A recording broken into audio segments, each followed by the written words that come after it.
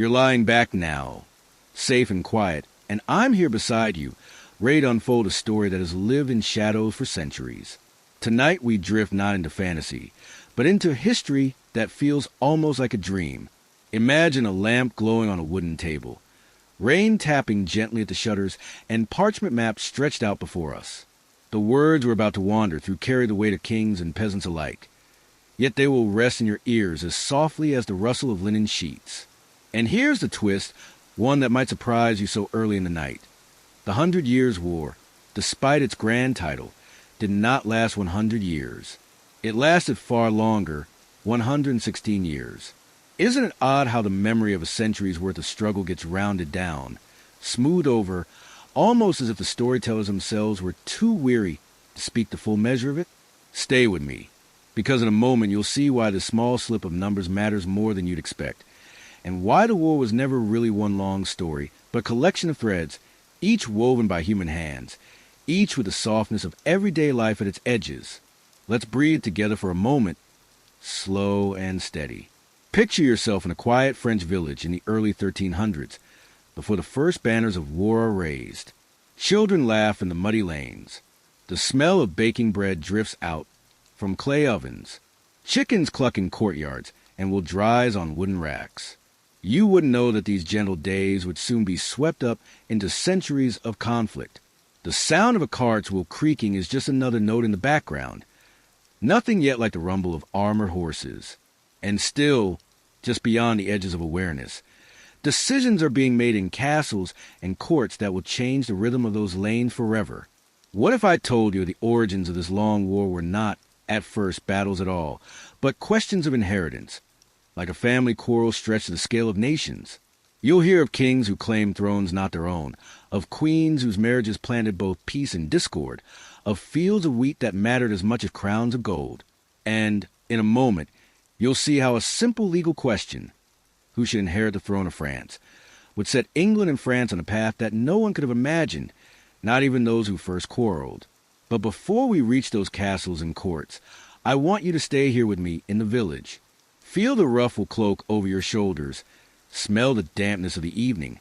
Hear the way a church bell carries across the valley at dusk. These are the textures that outlast kings. These are the memories that the chronicles often forget. And as you breathe slowly, you'll notice how the great sweep of history is always built upon such tiny, tender details. Now, gently, let's turn the lamp a little lower. Imagine parchment being unrolled, ink smudged by tired fingers. Chroniclers wrote of kings and battles, yes, but they also noted the price of wheat, the outbreaks of sickness, the patterns of weather. And the weather, you'll see, played its own role in this long war. Storms ruined harvests, rains delayed campaigns, and cold nights tested the patience of soldiers and villagers alike. I promise we will return to this point later, because you'll be amazed at how often the turning of seasons shaped the course of armies more than strategy did. For now, let's open the door to a wider world. It is the early 14th century. England and France are both strong, proud kingdoms, bound together by trade, by blood, and by a certain unease. England's kings still hold lands on the continent, inherited from centuries past, and France eyes them with suspicion. Who owns a field? Who pays taxes? Who bows to whom? These are not small matters when pride and honor stretch across generations. And in a moment, you'll see how one queen, Isabella of France, daughter of a French king and wife of an English king, would stand at the crossroads of this fragile balance. Pause with me here. Breathe again. Feel how strange it is, isn't it,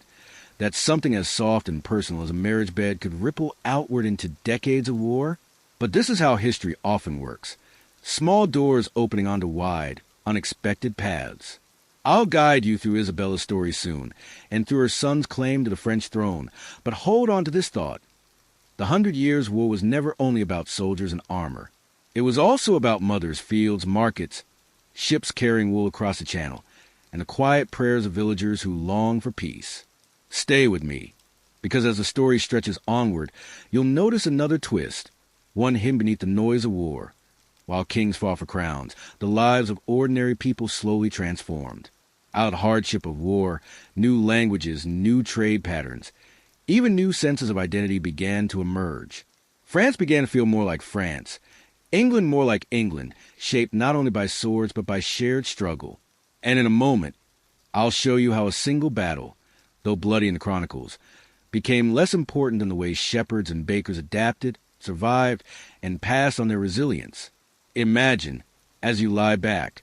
the crackle of a fire in a medieval hearth. A pot of pottage simmers, thick with barley and leeks. Outside, rain patters against the thatch, steady and soothing. Somewhere far away, nobles argue over treaties, but here, in the warmth, someone hums a tune while stitching a woolen sleeve. This is the heart of our story, the persistence of ordinary life, even in the shadow of long war. In a few minutes, we'll step into the chambers of kings, but always remember the hearth, the pot, the quiet tune. These are the sounds that outlast empires. And so, my friend, as we ease toward the opening chapter, carry with you the twist we began with, that the 100 Years' War was not 100, but 116 years, not one war, but many braided together. Each strand tells of crowns and castles, yes, but also of rain-soaked fields, of children growing into adults beneath the shadow of conflict, of lullabies sung even when armies marched. You're safe here, wrapped in the gentle glow of the lamp, as I guide you step by step. In the next chapter, we'll quietly enter the world of Edward III of England and his claim to the throne of France. And you'll see how a single thread tugged at the fabric of Europe until it unraveled into generations of struggle. For now, breathe easy, let the rain fall softly, and trust that the story will unfold slowly, warmly, without haste. You and I now step softly from the dimly lit village lanes of the Hook into the grander halls of kingship, though we carry the warmth of the hearth with us. For even among crowns and banners, we must remember that history is lived moment to moment, breath by breath. And tonight we begin with Edward III of England, a boy who grew into a king whose ambitions reached across the Channel and into the very heart of France. He was born in 1312 at Windsor Castle, a place of stone and river winds. And you can imagine the young Edward wandering its chambers with curious eyes, hearing the echoes of his lineage whispered in tapestries and sermons, being told that he was not just a prince of England, but a grandson of France through his mother, Isabella, who herself was daughter of King Philip IV of France. Now, stay with me, because here comes a gentle turn, the hinge upon which so much will swing. When Philip IV died without a surviving son, the question arose of who should inherit the throne of France. And by the laws of blood, young Edward might have seemed a natural heir through his mother. Yet the French nobility hesitated, invoking the Salic law, a tradition, or perhaps an invention in that moment, which excluded inheritance of the female line. And so the crown slipped away from Edward's reach and onto the head of Philip's cousin. Philip VI, a choice that seemed practical at the time but would ignite embers that glowed into fire. Breathe slowly with me as we linger on. This scene, for it is not just about the crown itself. It is about the bruised pride of a mother who felt her son overlooked, about the whispered doubts in English courts that their king's rightful claim had been stolen, and about the unease of nobility in France that feared an English boy might one day sit on their throne. The irony is almost tender, isn't it,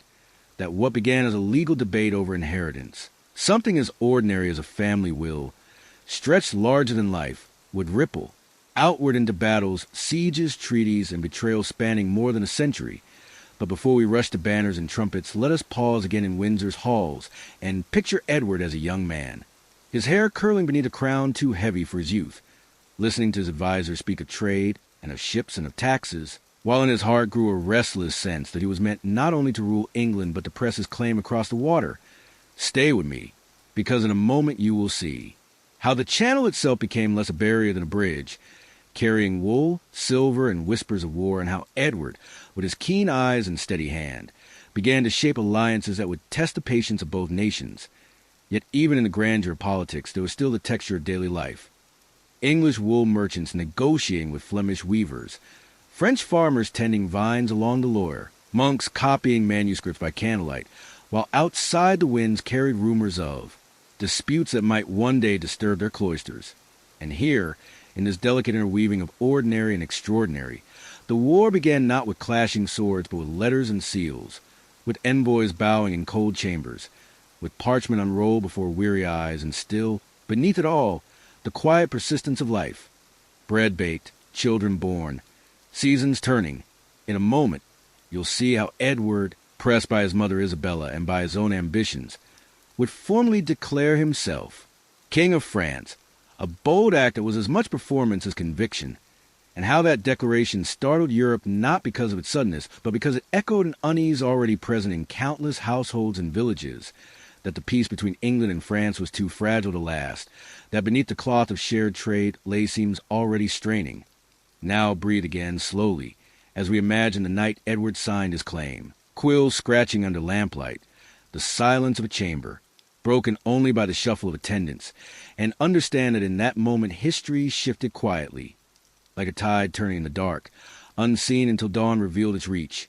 And yet, my friend, remember always that this first chapter is not only Edward's, but also the story of those who did not sign treaties, who did not sit at councils, who heard of these claims only months later in distant towns, and whose lives would be shaped by wars they never chose. And as you let your eyelids grow heavy, know that in the next chapter we will follow Edward as he begins to weave alliances on the continent, making friends of enemies and enemies of friends, setting in motion the patterns that would mark the first decades of this long, winding war. And now, as the lamp stays low and the rain continues its gentle rhythm outside our imagined shutters, we follow Edward III beyond Windsor's stone corridors and into the wide, unpredictable realm of alliances, for it was not enough to claim a crown upon parchment. He needed friends, allies, and networks across the waters, and so he looked to Flanders, where the weavers depended on English wool, and where merchants understood that prosperity was woven not only from threads of cloth, but also from threads of politics. And Edward, wise to this, promised protection and favor to the Flemish towns if they would acknowledge him as rightful King of France. And slowly, under quiet oaths and secret handshakes, bonds were stitched that would hold when war erupted. Breathe gently here, for this is no sudden trumpet blast, but rather the faint scratch of pen strokes in gill halls, the shuffle of merchants' boots on cobblestones, the hum of river barges laden with wool. And yet beneath it all you can sense how the balance of Europe tilted softly, almost imperceptibly, toward tension, as France, under Philip VI, grew wary, seeing England's hand extend into continental trade. Stay with me, because in a moment we will linger on the curious figure of Jacob van Artevelde, a wealthy merchant of Ghent, who became Edward's ally not through nobility or bloodline, but through shared interest in commerce. And here lies one of the quiet revelations of this long war. That power often flowed as much through looms and ledgers as through swords, and Edward, with his shrewd mind, knew that to undermine France he must secure the loyalty of those whose daily bread depended on English exports. And so picture, as you lie warm beneath your blanket, candlelit halls in Flemish towns where wool merchants debated in hushed tones, weighing risk against reward, sipping ale from clay cups while outside the streets smelled of tanneries and fresh straw, and inside the sense grew that siding with England might ensure not only profit but also stability. But alliances are rarely so simple, and France too sought to draw the Low Countries into its embrace, offering gifts and favors, whispering promises in darkened chambers, and the people of those towns found themselves caught, like threads stretched taut on a loom, between two monarchs whose rivalry seemed distant yet whose consequences touched every bale of wool, every loaf of bread. Let's pause and breathe, because in a moment you will see how. Edward's claim was strengthened not only by these merchants, but also by the quiet support of the Holy Roman Emperor, who recognized that weakening France could shift the balance of power in Europe. And so Edward traveled, conversed, and negotiated, offering gold and titles in exchange for loyalty, his charm and generosity softening many a wary prince. Imagine him now, seated in a dim chamber with dukes and counts, the flicker of torches on cold stone walls, the scent of wax heavy in the air, as he spoke not with arrogance, but with the calm assurance of one who believed destiny leaned toward him. And while these treaties were signed and sealed, ordinary life continued. Peasants in France sowed barley, women in England spun wool, monks in abbeys sang their evening chants. Yet above their lives, invisible to them in the moment, a lattice of alliances was forming that would soon decide whether their harvest fed soldiers or families. Stay with me, because here comes another revelation. Quieter than battle, but just as profound. Edward's alliances gave him legitimacy, but they also stretched his resources. For each promise of payment, each vow of support, was a thread tied to his crown, and those threads, if pulled too tightly, could unravel, And in this tension between ambition and obligation lay the seeds of strain that would echo across decades. Now imagine the Channel again, restless and dark under moonlight, ships bearing wool and soldiers alike, sails billowing gently, gulls crying faintly in the distance. And consider how this narrow strip of water, sometimes stormy, sometimes calm, became both a bridge of trade and a barrier of conflict, as Edward used it to ferry not only goods, but also his cause, his claim, his vision of a double crown. And still, even as alliances grew, France did not remain idle. For Philip VI strengthened his own bonds, drawing on feudal loyalty, summoning knights who still believed in the sacred duty to defend their sovereign. And so, across Europe a quiet tension stretched, not yet an explosion, but like a sky before a storm, charged with the feeling that change was coming. Breathe again, slowly, and let me assure you that the world we are wandering is safe in our retelling, that the clang of sword will never break the gentle rhythm of this night, that instead you will hear only the murmur of voices, the rustle of parchment, the crackle of hearth fires, and as you listen you will sense how history turns not with sudden crashes, but with steady, almost imperceptible shifts. So Edward, bolstered by allies, emboldened by trade, and inspired by his mother's counsel, pressed forward, declaring his claim with greater confidence, and Europe, though weary of quarrels, braced itself for conflict, while the ordinary people, villagers, merchants, shepherds, artisans, looked to the skies, tended their fields, and wondered when or whether the ripples of these alliances would reach their quiet lives. In the next chapter we will follow Edward as he tests these alliances in the first campaigns of war, where the political maps of Europe became landscapes of marching boots and fluttering banners, and where the first true notes of the 100 Years' War began to sound, though even then, as we will see, the daily rhythms of bread, cloth, and prayer continue to shape the undercurrent of survival more deeply than any crown. And so, with alliances secured in Flanders and beyond, Edward III at last began to move from parchment promises into the uncertain field of war. Though let us move gently, never startling, because the first campaigns of what we call the 100 Years' War were not at once the thundering clashes of legend, but slow, tentative probes across land and sea, raids that tested loyalties, skirmishes that whispered of greater storms ahead. And as you imagine this time, breathe slowly and think of how. Every campaign began with ordinary preparations. Farmers called from their plows, sailors adjusting ropes on creaking ships, smiths hammering rivets into helmets by the glow of their forges, small acts that together formed the machinery of conflict. And Edward, eager yet cautious, launched his first serious campaign in 1339, leading his forces into northern France, only to find that battles are not always won by courage, but sometimes delayed by weather, by supplies, by the sheer hesitation of two armies staring at one another across fields, while autumn rains turned soil to mud. And here we see the first curious rhythm of this long war. It advanced and retreated like breath, long pauses punctuated by sudden bursts of violence, so that villagers often did not know whether they were living in times of peace or war, their daily routines interrupted only by the distant sight of banners on the horizon. And in this early campaign, though Edward pushed boldly, he could not force a decisive battle, and so he withdrew his men weary, his coffers strained, but his pride intact, for he had shown his claim was not just words, yet still untested by steel. And as you rest on the blanket of this story, you can feel the unease of soldiers who return home wondering what had been gained, if anything, by their march. Stay with me, for soon you will see how the war's first truly memorable clash came not on land but on water, at the naval battle of Sluis in 1340, where Edward's fleet met, the French in the churning Channel. And here, though we will not jar the peace of your evening with harsh noise, imagine the soft sound of sails snapping in the wind, the creak of wooden hulls as they press together, the faint cries of gulls overhead. And know that it was here Edward's courage shone, for against a strong French fleet he won a remarkable victory, capturing or destroying much of their navy. And in that moment the Channel became his pathway, his watery bridge to France. Though even then the sailors who survived thought not of crowns, but of dry bread, warm hearts, and the relief of seeing shore again. Breathe gently, because in a moment you will see how victories like Sluis did not bring quick resolution, but rather extended the war. For the seas controlled by England, Edward could carry his campaigns deeper into France. And so in 1346 he launched a march that would lead to the famous Battle of Crécy, a name carved in chronicles. Yet even here let us pause, before we step into the field. For what is most striking is not the clash itself, but the way ordinary archers, yeomen from English villages, shaped the outcome. Men who had grown up practicing the longbow in meadows and commons, whose arms were strong from drawing heavy bows, who came not as knights in shining armor, but as farmer sons carrying simple weapons of wood and string. And it was their arrows, whistling through the air like autumn rain, that cut down waves of French knights and marked a turning point in medieval warfare, where humble skill could topple noble might.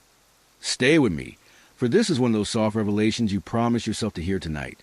that wars are not always decided by kings or even generals, but by the persistence of common people, whose practices at village butts, whose steady patience, became the backbone of armies. And at Crécy, as the chronicles tell, the French charged again and again, their banners streaming, their horses pounding the earth. But the English archers, sheltered and disciplined, loosed shafts that darkened the sky, and the pride of chivalry broke before the quiet strength of common men. And yet, though victory was Edward's, the field afterward was still only a place of silence, scattered with abandoned armor, while life went on elsewhere. Markets open in towns untouched, women spun wool, monks lit candles for the departed, and the rhythms of daily life wrapped themselves gently around the harsh core of conflict. Breathe again, softly, and know that Crécy was followed not by triumphal marches, but by a long and weary siege at Calais, lasting nearly a year, where hunger and patience became as decisive as arrows or swords, and where townsfolk endured shortages with dignity that outlived their suffering. For when Calais finally fell to Edward in 1347, it was not only a strategic prize, but also a symbol of endurance, of how ordinary citizens could embody the quiet heroism of survival. And here, too, lies a twist of tenderness, for when the town yielded, 6 burghers volunteered to sacrifice themselves for the sake of their neighbors, walking barefoot and in humility to Edward's camp. And though chronicles suggest he considered their execution, his queen, Philippa of Hainaut, intervened with compassion, persuading him to spare their lives. And in this small act of mercy, we glimpse again the human heart beating quietly within the machinery of war. And now, as you lie back more deeply into your pillow, know that by the mid-1340s Edward had secured the seas, triumphed in set battles, and gained footholds in France. Yet the war was far from over, for it would stretch through new reigns, new generations, and unexpected trials, such as plague, famine, and shifting loyalties. And in the next chapter we will drift gently into the shadow of the Black Death, which swept across Europe even as armies marched, reshaping the course of the war not with swords or arrows, but with silence, absence, and the weight of loss felt in every village lane, every cloister, every hearth, reminding us again that history flows as much through what is endured as through what is won. Now, as our lamp burns lower and the rain outside our imagined shutters softens into a steady lull, we drift into a chapter of the 100 Years' War that was shaped not by banners or battles, but by silence, by absence, by a shadow that passed over every village and town in Europe. For in the late 1340s the Black Death arrived, and though our telling remains gentle, you and I must acknowledge how profoundly it altered the rhythm of life and war alike, because armies that had marched proudly across fields found their numbers thinning not through combat but through illness, and households that had stood for generations saw their hearts grow cold. And yet through this darkness, everyday life still struggled on, stubbornly resilient, in ways that whisper to us even now. Imagine for a moment a French village in 1348, perhaps near the Loire Valley, where vines usually promise a good harvest of wine. And yet, that year the bells tolled more often than the presses turned the streets. Quieter, doors closed, and behind them families praying softly. And across the Channel in England, in towns like Bristol or London, ships that had once carried wool and hope now brought sickness with their cargo. And suddenly the confident plans of kings seemed fragile, as even nobles retreated to castles, fearing the unseen tide that respected neither rank nor coin. Stay with me, because in a moment you'll see how this devastation reshaped the war, not by ending it but by pausing it as both. England and France, drained of men and money, found themselves forced into truces, treaties, and long silences where fields lay fallow and villages sought simply to endure. And yet even in these silences, history was moving, for the great loss of population changed everything. Wages rose because labor was scarce. Peasants gained leverage over their lords, and women, left to manage farms and trades, found new voices in their communities, so that the war which began as a quarrel over crowns quietly became a crucible for social change. And you will see, as we wander further, how these subtle shifts outlasted even the war itself.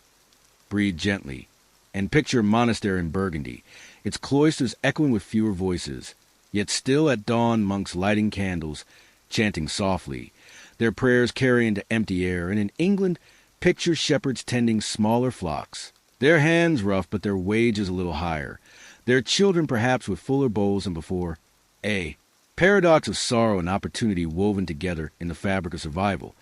And as kings like Edward III or Philip VI looked upon their diminished armies, they realized that the war could no longer be fought with reckless charges. For every soldier lost was now a treasure, every archer an investment. And so strategies grew cautious, campaigns fewer, and diplomacy took on new weight, for it was cheaper to parley than to bleed. Let's pause here, for in this stillness lies one of the war's most overlooked truths, that the Black Death, though it seemed to silence history, in fact rescored its rhythm, setting slower tempos, deeper notes, teaching rulers that time itself and endurance of their people was as much a weapon as any sword. And yet life persisted as it always does. Fields were planted again, markets reopened, children played once more in the dusty lanes. Though perhaps fewer in number, their laughter carrying a little farther in the thin air, and the bells, though they had tolled for loss, rang also for weddings and for harvest festivals. Because even in grief, communities stitch themselves back together. Breathe again with me, slowly, and know that when Edward resumed campaigns in the 1350s, it was in a Europe altered forever, where every surviving villager carried memories of silence, where every family measured its strength not only in coin, but in absence endured. And so the war that resumed was not the same war that had paused. It was sharper, slower, more deliberate, and in the very marrow of it was a knowledge that life was fragile, yet precious, and worth defending. And here is the gentle revelation you promised yourself to wait for, that while the chronicles of kings speak of treaties and truces, of armies dismissed and battles postponed, the deeper story of these plague years was a resilience of the human spirit. The way bread still rose in ovens, the way wool was still carded and spun, the way lamps were still lit at dusk, carrying light against the dark. And now, as your eyes grow heavier, know that this chapter, though shadowed, is safe. For in our telling the plague is not horror, but a reminder of endurance, of how even the quietest breath, even yours tonight, is part of a long lineage of persistence. In the next chapter, we will see how Edward's fortunes shifted again in the 1350s, when renewed campaigns brought both triumphs and trials, and how the Treaty of Bretigny, soon to come, would offer the illusion of peace, even as deeper currents carried the war forward. But for now, rest in the knowledge that even in the darkest times, history shows us the gentle truth that life finds ways to continue. Candles still glow, rain still falls, and the human heart still turns toward tomorrow. And now, as our story carries us beyond the silence of the plague years, we return with Edward III to the field of war. Though let us walk quietly, for the lessons of loss had slowed every step, and yet ambition remained. And in the 1350s, the English king, seasoned and patient, prepared once more to test his claim in France. And it was in this renewed phase that some of the war's most memorable campaigns unfolded, leading toward the Treaty of Bretigny, which for a moment promised peace, though only a fragile one. For beneath the ink of agreements, the embers of conflict still glowed. Imagine the year 1356, when Edward's son, known to us as the Black Prince though his contemporaries may not have used the name, led a campaign into the heart of France, a prince young, gallant, and keen to prove himself, carrying the hopes of his father and the pride of his archers. And you can see them now, marching through Aquitaine, their banners fluttering softly in the late summer air there, armor catching dim light, their boots stirring dust. And though the chronicles tell of pillaging and destruction, let us soften the image and instead notice the quieter details. The farmers peeking from behind hedges, the sound of horses' hooves muffled on grassy fields, the creak of wagons carrying supplies, and at night the glow of campfires under the wide sky, men eating coarse bread and salted meat, whispering of home. Breathe with me slowly here, because what followed was the Battle of Poitiers, one of those encounters where the longbow again showed its quiet, deadly strength, and where the French king himself John II, was captured, a moment that shook Europe not with the clang of arms, but with the hush of realization that an entire kingdom had been humbled, its monarch taken prisoner by a young prince. And yet even here the deeper story lies in the aftermath. For when John was led into captivity, it was not only France that suffered,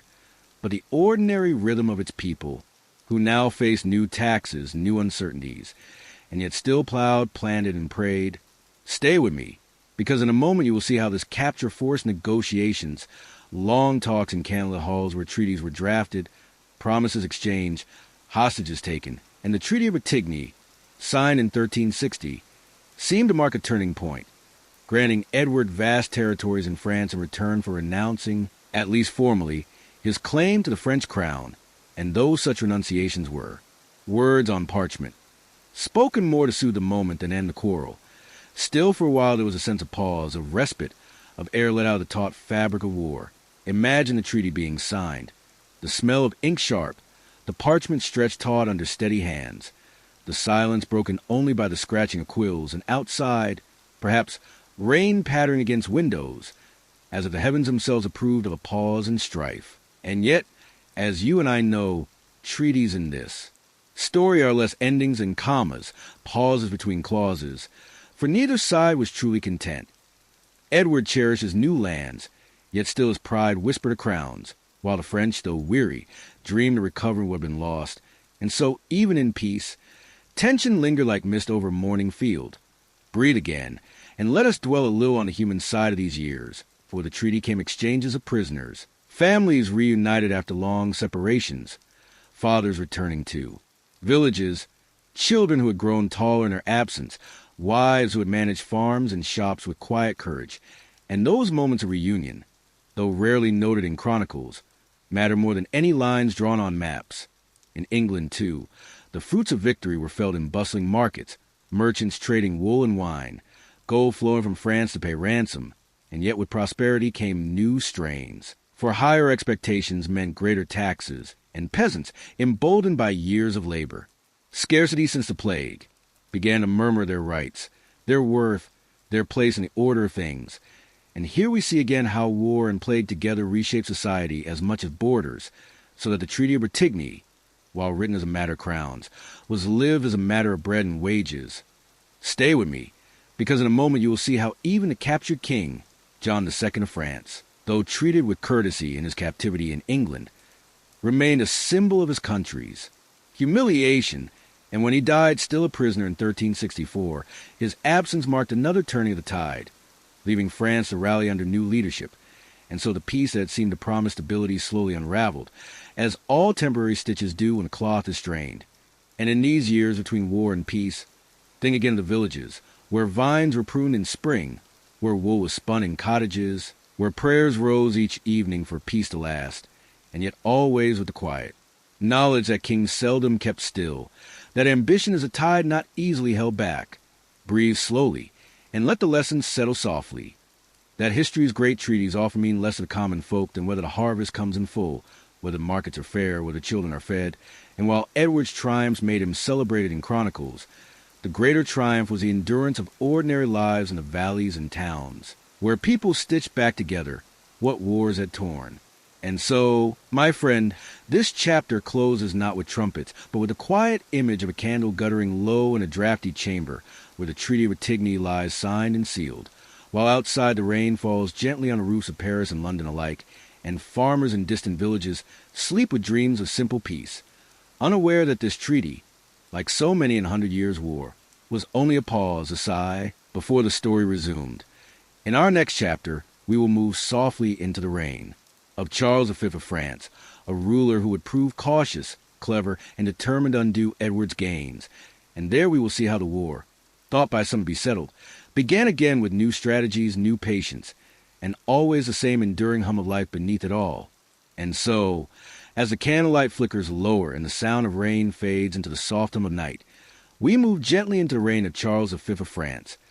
a king whose quiet patience and thoughtful caution reshaped the course of the 100 Years' War. For while Edward III of England and his son, the Black Prince, had carried victories and treaties into their chronicles, It was Charles who understood that wars are not always won with bold charges, but often with time, with careful strategy, with the steady turning of smaller wheels that grind down the ambitions of greater machines.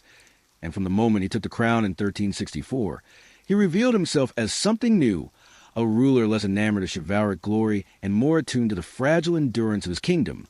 Breathe with me, slowly, as we picture Charles not as a warrior riding into battle, but as a thin, scholarly man, often in frail health, seated in chambers lit by narrow windows, his hands resting on manuscripts, his mind turning, over not how to win a single day's fight, but how to slowly, steadily, reclaim what had been lost to Edward, and though some mocked his caution, calling him Lusage the Wise. With a mixture of respect and irony, it was wisdom that France needed, and it was wisdom that would begin to bend the long arc of the war back toward her favor.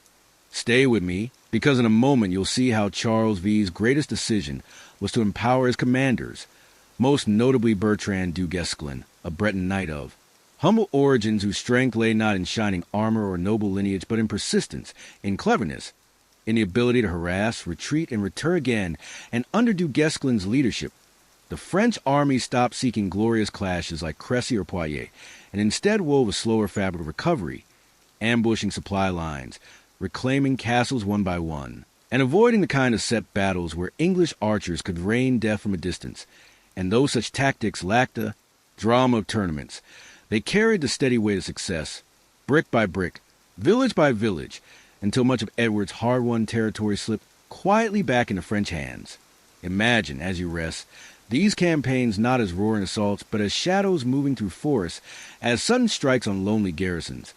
as the silent raising of French banners over reclaimed towers at dawn. The kind of warfare that is less about spectacle and more about patience. And in that patience Charles V found his strength. And yet, while France under Charles regained confidence, England faced her own strains. For Edward III was aging, his vigor dimming, and his once celebrated son, the Black Prince, fell ill, weakened by campaigns in Spain and by a disease that sapped his strength. And so the momentum shifted not only because of French cunning, but also because of English weariness. Their coffers strained, their leaders aging, their people murmuring under heavy taxes. And here we glimpse again the deeper truth, that wars are not won or lost solely by swords, but by the endurance of nations, by the balance between ambition and the resources of ordinary life. Breathe again, and consider how Charles V also invested in fortifications, in castles that dotted the French landscape like anchors, strongholds that could withstand raids and force the English to spend precious time and coin. And while battles make chronicles, castles make history, for their walls sheltered peasants, their stores kept harvest safe, and their towers stood as symbols that France was still France, despite decades of war. Stay with me, for there is a quieter revelation here too. Charles V was also a lover of books, of learning, of manuscripts, and he founded the Royal Library that would one day become the Bibliothèque Nationale. And in this you can see how, even amidst war, a king thought of knowledge, of the preservation of wisdom, of the written word as a fortress of its own. And so the image of Charles is not only a strategy, but a ruler who, frail in body yet strong in mind, planted seeds for France's future beyond the war. Imagine him in a quiet study, candles flickering, the smell of parchment and ink filling the air, as outside rain dampens the stone walls of Paris. And within those walls, clerks copy texts, scribes compile chronicles, while beyond the city gates, Du Guesclin leads another raid to reclaim a castle, and the kingdom breathes again, slowly, steadily, under the rhythm of cautious resilience. And yet, as gentle as we make this retelling, do not mistake Charles's reign for peace, for the war continued, but was fought now in a different key, lower, steadier, with fewer clashes of knights and more small strokes that together painted the canvas of recovery. And by the time Charles died in 1380, France had reclaimed much of what had been lost, leaving England with Calais and a handful of coastal strongholds. Their dream of a double crown dimmed, their coffers emptying, their people tired. And here's the tender twist you've waited for, that in the long story of the 100 Years' War, it was often not the boldest kings who shaped the outcome, but those who endured, who bided their time, who built slowly while others exhausted themselves. And Charles V, frail, cautious, uncelebrated in battle, became one of the most effective rulers of his age, Breathe once more, slowly, and let the lessons settle. That in life, as in war, patience often outlasts. Brilliance and quiet endurance can be stronger than loud triumph. And so, as this chapter closes, imagine France at the end of Charles's reign. Not triumphant, not unscarred, but steadier, more whole, with towns rebuilt, castles manned, merchants once more on the roads, and the sound of bells in villages ringing not for surrender but for harvest, for weddings, for prayers of thanksgiving. While in England the once glorious Edward III lay aged and weary, his son fading, his realm straining, and the long war, though far from ended, had entered a new phase, one where the tide had begun, slowly and softly, to turn. In our next chapter we will follow that tide as England struggles with unrest at home, with the peasants' revolt, with the strains of taxation and shifting fortunes, while France, though still wounded, begins to breathe more confidently under new kings. And you will see again how this story is not only about crowns, but about the resilience of people who lived through it all. One season, one harvest, one prayer at a time. And now, as our lamp burns on and the sound of night steadies outside, we leave behind the quiet wisdom of Charles V's France and turn our gaze across the channel to England, where victory's glow had dimmed and unrest brewed within the kingdom itself. For by the late 1370s and into the 1380s, the burdens of war weighed heavily on Edward III's realm, and the people who had once cheered victories at Crécy and Poitiers now murmured with discontent as taxes mounted, harvest faltered, and wages shifted in the shadow of plague. And into this fragile fabric of society came a moment of upheaval we now remember as the Peasants' Revolt of 1381, though the word peasants hides a broader truth. For those who rose in protest were not only the poorest of the poor, but craftsmen, laborers, villagers, and townsfolk alike, all bound by the shared strain of injustice. Stay with me, for in a moment you will see how war, plague, and policy wove together to ignite this unrest, beginning with the poll, tax, a levy imposed on every person regardless of income, a tax that struck the poorest hardest and seemed to symbolize a kingdom out of balance, where the common people bore the weight of campaigns and ransom payments for noble captives, while lord and officials reaped the spoils of power. Imagine, as you breathe slowly, the small villages where collectors arrived, their ledgers open, their demands firm, and the frustration of families who could barely afford bread being asked for coin they did not have, their voices rising not in rage at first, but in weary complaint, the same weary tone carried in workshops, in taverns, in marketplaces, until those voices gathered, like drops becoming a stream, and by the summer of 1381 the stream had become a river, with thousands moving toward London, led in spirit if not in strict command by figures such as Wat Tyler, John Ball the radical preacher, and countless unnamed men and women whose footsteps beat the dusty roads, their hearts thudding, with a strange mix of fear and hope that always comes when ordinary people step into the dangerous space of protest. Breathe gently, for though chronicles tell of violence, our retelling softens a picture, and instead you may imagine the long roads filled with cloaks and hoods, with weary shoes stirring dust, with banners made hastily of cloth scraps, with the murmurs of prayers and chants carried on summer air, and above all the feeling of togetherness, of voices once hushed now echoing, boldly. And when they reached London, the city gates opened not with resistance, but almost with sympathy, for many townsfolk shared their frustrations, and for a brief moment the capital became a stage where the voices of the governed rang louder than the commands of governors. And though the stories of that June include moments of destruction, of fire, of death, less focus on quieter truths, that here was a cry for fairness, for dignity, for recognition that the lives of farmers and bakers, of carpenters and cobblers mattered as much as those of nobles in their halls. And in that cry we glimpse a seed of change that would echo across centuries. Stay with me, because in a moment you'll see how the young king, Richard II, only 14 years old, stepped into the storm. And though but a boy, he met the rebels at Mile End, promising reforms, speaking with a calm that surprised even his counselors. And for a brief time it seemed the kingdom might bend toward reconciliation, the words of a child king soothing the anger of thousands. Yet when Wat Tyler was struck down in a scuffle soon after, the revolt spirit faltered, and Richard, seizing the moment, assured the rebels that he would be their leader. "You shall have no captain but me." Words that bought peace,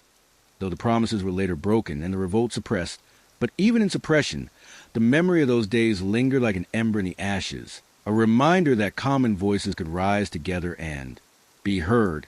even if only for a fleeting season. Breathe once more slowly and picture the aftermath. Villages returning to their quiet rhythms. Fields needing sowing, sheep needing tending, ovens lit again each dawn. But conversations altered, a sense of the old order had been tested, that lords could not ignore the murmurs of the many forever, and those centuries would pass before deeper reforms took root. In 1381 something had shifted in the air of England, a whisper of equality, of dignity, that never entirely faded. And in this way, the peasants' revolt, though suppressed, belongs to the story of the 100 Years' War, because it showed how deeply the strain of endless campaigns, of taxes and treaties, pressed not only on kings and knights, but on the everyday people who bore the true weight of endurance.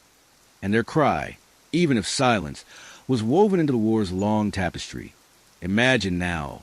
as the chapter closes, the quiet of an English village in the late summer after the revolt. The dust of marching feet settled, the bells of churches ringing again for harvest festivals, the laughter of children echoing once more in lanes, the resilience of life flowing back into its gentle rhythms. And remember that this, too, is history.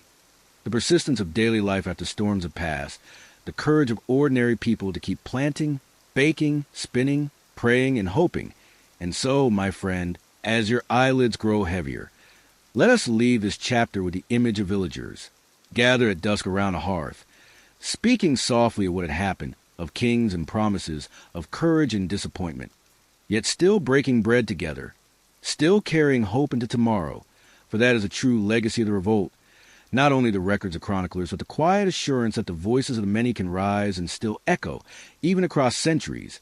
And in the next chapter we will cross again to France, to see how the death of Charles V and the accession of his son, Charles VI, a boy king not unlike Richard II, brought new uncertainties, and how France, though strengthened by recovery, soon faced storms within her own court, storms that would alter the course of the war and reveal again the fragile humanity of kings. And now, as the rain outside our imagined window becomes a faint whisper and the candle burns with a steady glow, we move gently back across the channel, where France, having gained new strength under Charles V, faced the uncertainty of a new king. For in 1380 the crown passed his son, Charles VI, a boy of just 11 years. And with his tender age came the rule of regents and uncles, ambitious nobles who pulled at the fabric of the realm, each tugging threads for themselves while the young king grew into manhood. And though the kingdom had begun to heal, its balance was fragile, dependent on the wisdom of its late ruler and on the cautious strategies that had slowly reclaimed lands. And now, with a child on the throne, old rivalries and ambitions resurfaced, whispering in the corridors of power. Breathe slowly with me as we picture Charles VI, not yet the figure of later chronicles, but simply a boy, wide-eyed in the great halls of Paris, his small hands resting on the arms of A, throne carved for men far older, his steps echoing in chambers where whispers followed him. And as the years passed and he reached maturity, the people of France hoped he would carry forward the wisdom of his father, but destiny placed upon him a burden unlike any crown. For Charles VI suffered from bouts of mental illness that came upon him unpredictably, leaving his court shaken, his advisors uncertain, and his kingdom exposed to new divisions. Stay with me, because in a moment you'll see how. These illnesses were not constant but episodic, sometimes leaving Charles lucid and capable, other times lost in delusion, and during those dark periods he could not govern, and factions rose within the court, the Dukes of Burgundy and Orleans circling like rival stars, each gathering supporters, each dreaming of guiding or even controlling the kingdom in the king's stead. And France, though outwardly strong, became inwardly fragile, her unity threatened not by English armies, but by rivalries. At her own hearth, breathe again, and let us soften the picture. For while chronicles tell of sudden fits and strange episodes, we can imagine the young king retreating into quieter moments, perhaps pacing stone gardens at dusk, his mind clouded but his body still surrounded by the hum of life, the servants tending lamps, the horses shifting in stables, the bells of Paris ringing as they always had, because life, as always, persisted around fragility of rulers. And yet, the effects of his condition could not be ignored, for when a monarch falters, the kingdom trembles, and so France entered a period of turbulence where policies shifted, where taxes rose and fell, where alliances frayed, and the people felt once again the uncertainty of leadership. And across the channel, England watched her own struggles easing as France's grew, and the long war seemed ready to tilt once more. Imagine Paris in these years. The bustling markets of the Isle de la Cite filled with bread sellers, fishmongers, and cloth merchants, the chatter of buyers mingling with rumors of the king's latest condition, and in taverns men murmuring whether Burgundy or Orleans truly ruled, while beyond the city walls peasants tended vineyards and fields,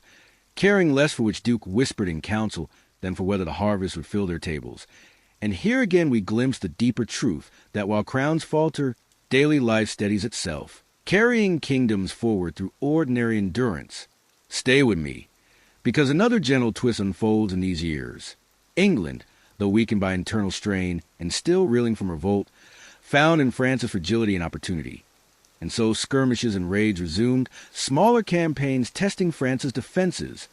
while within the French court, rivalries between Burgundians and Armagnacs grew into open hostility, dividing the realm into factions that sometimes seemed to hate one another more fiercely than they hated the English, and thus the war took on a new shape, less about nations alone and more about civil strife interwoven with foreign conflict. Breathe softly and imagine the contrast. In royal courts, tense debates under chandeliers, parchment unrolled with new decrees, guards standing silently by, while in villages, candles lit at dusk, bread broken at tables,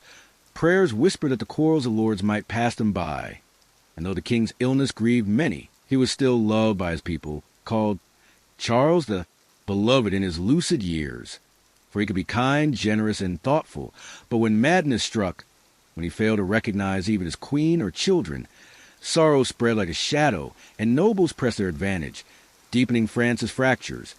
And here's a revelation I promised, that the war at this stage was shaped as much by the fragile mind of one man as by the strength of armies, and that history's great arcs often turn on such tender, human vulnerabilities. Imagine now a winter's evening in the 1390s, snow falling softly over Paris, muffling the city's sounds, while inside the Louvre Palace,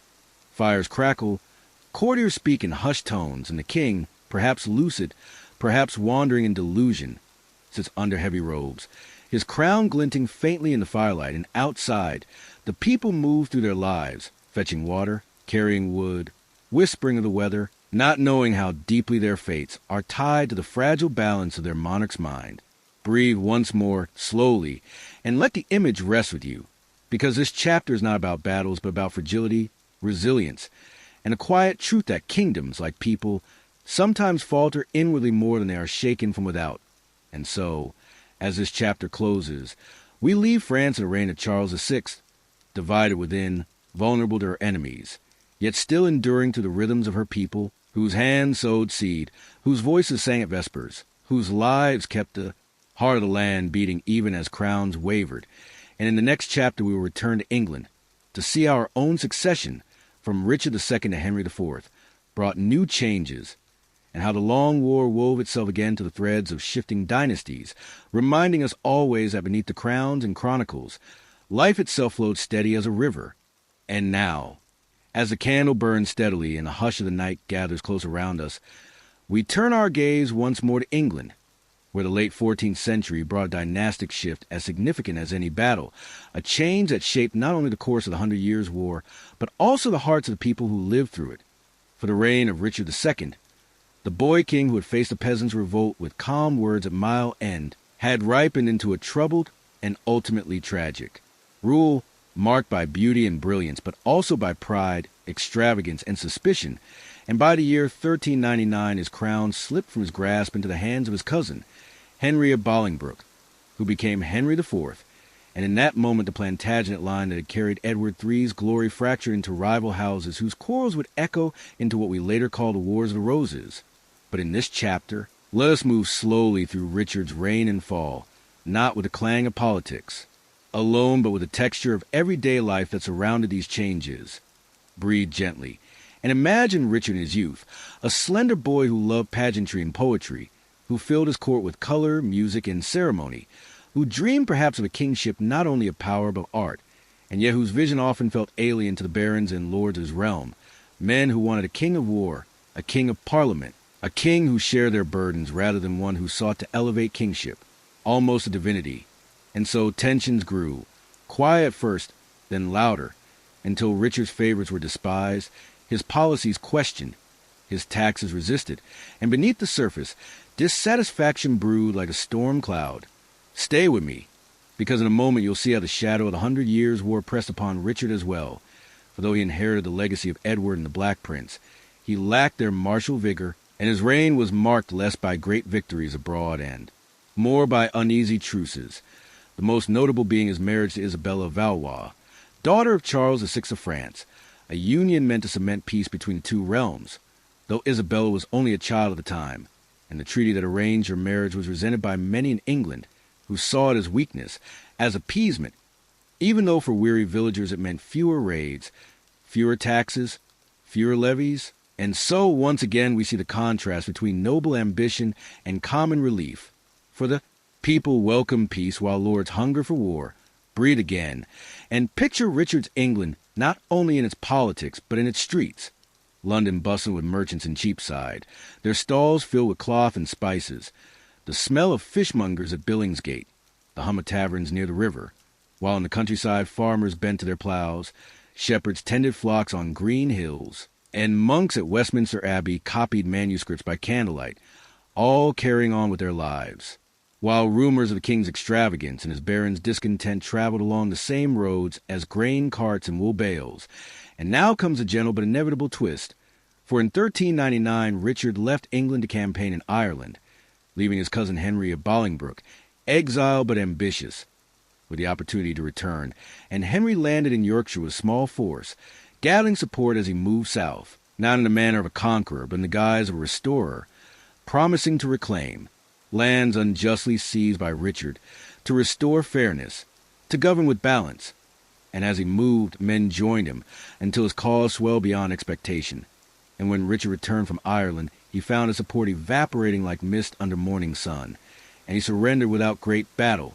brought to London first as a captive, then as a king compelled to abdicate, his crown handed to Henry, who was proclaimed Henry IV. Breathe softly here, for though chroniclers write of treason and downfall,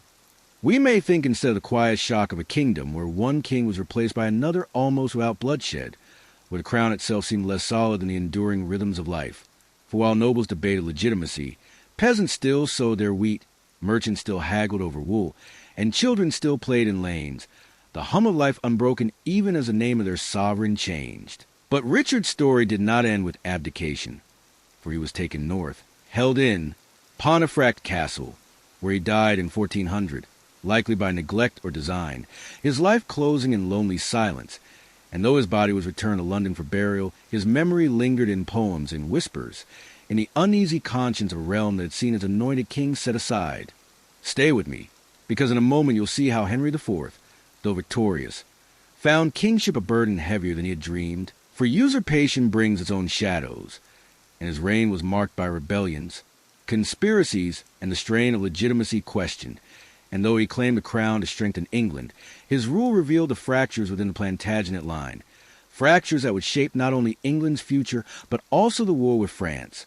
For legitimacy questioned at home weakens resolve abroad. Breathe again, and imagine Henry IV in his first years, seated in council chambers heavy with smoke from torches, listening to advisers warn of Welsh uprisings under Owain Glynwr, of discontented lords still loyal to Richard's memory, of Scots at the border restless, and across the channel of France divided yet still alive. And in these burdens you can see how kingship, no matter how desired, is rarely restful, rarely light. Yet through these struggles, England endured. For even as dynasties shifted, markets reopened each day, villages harvested their crops, ships carried wool to Flanders, and prayers rose in churches for stability, for health, for the safety of families, prayers that mattered more to the common heart than whether the king's name was Richard or Henry.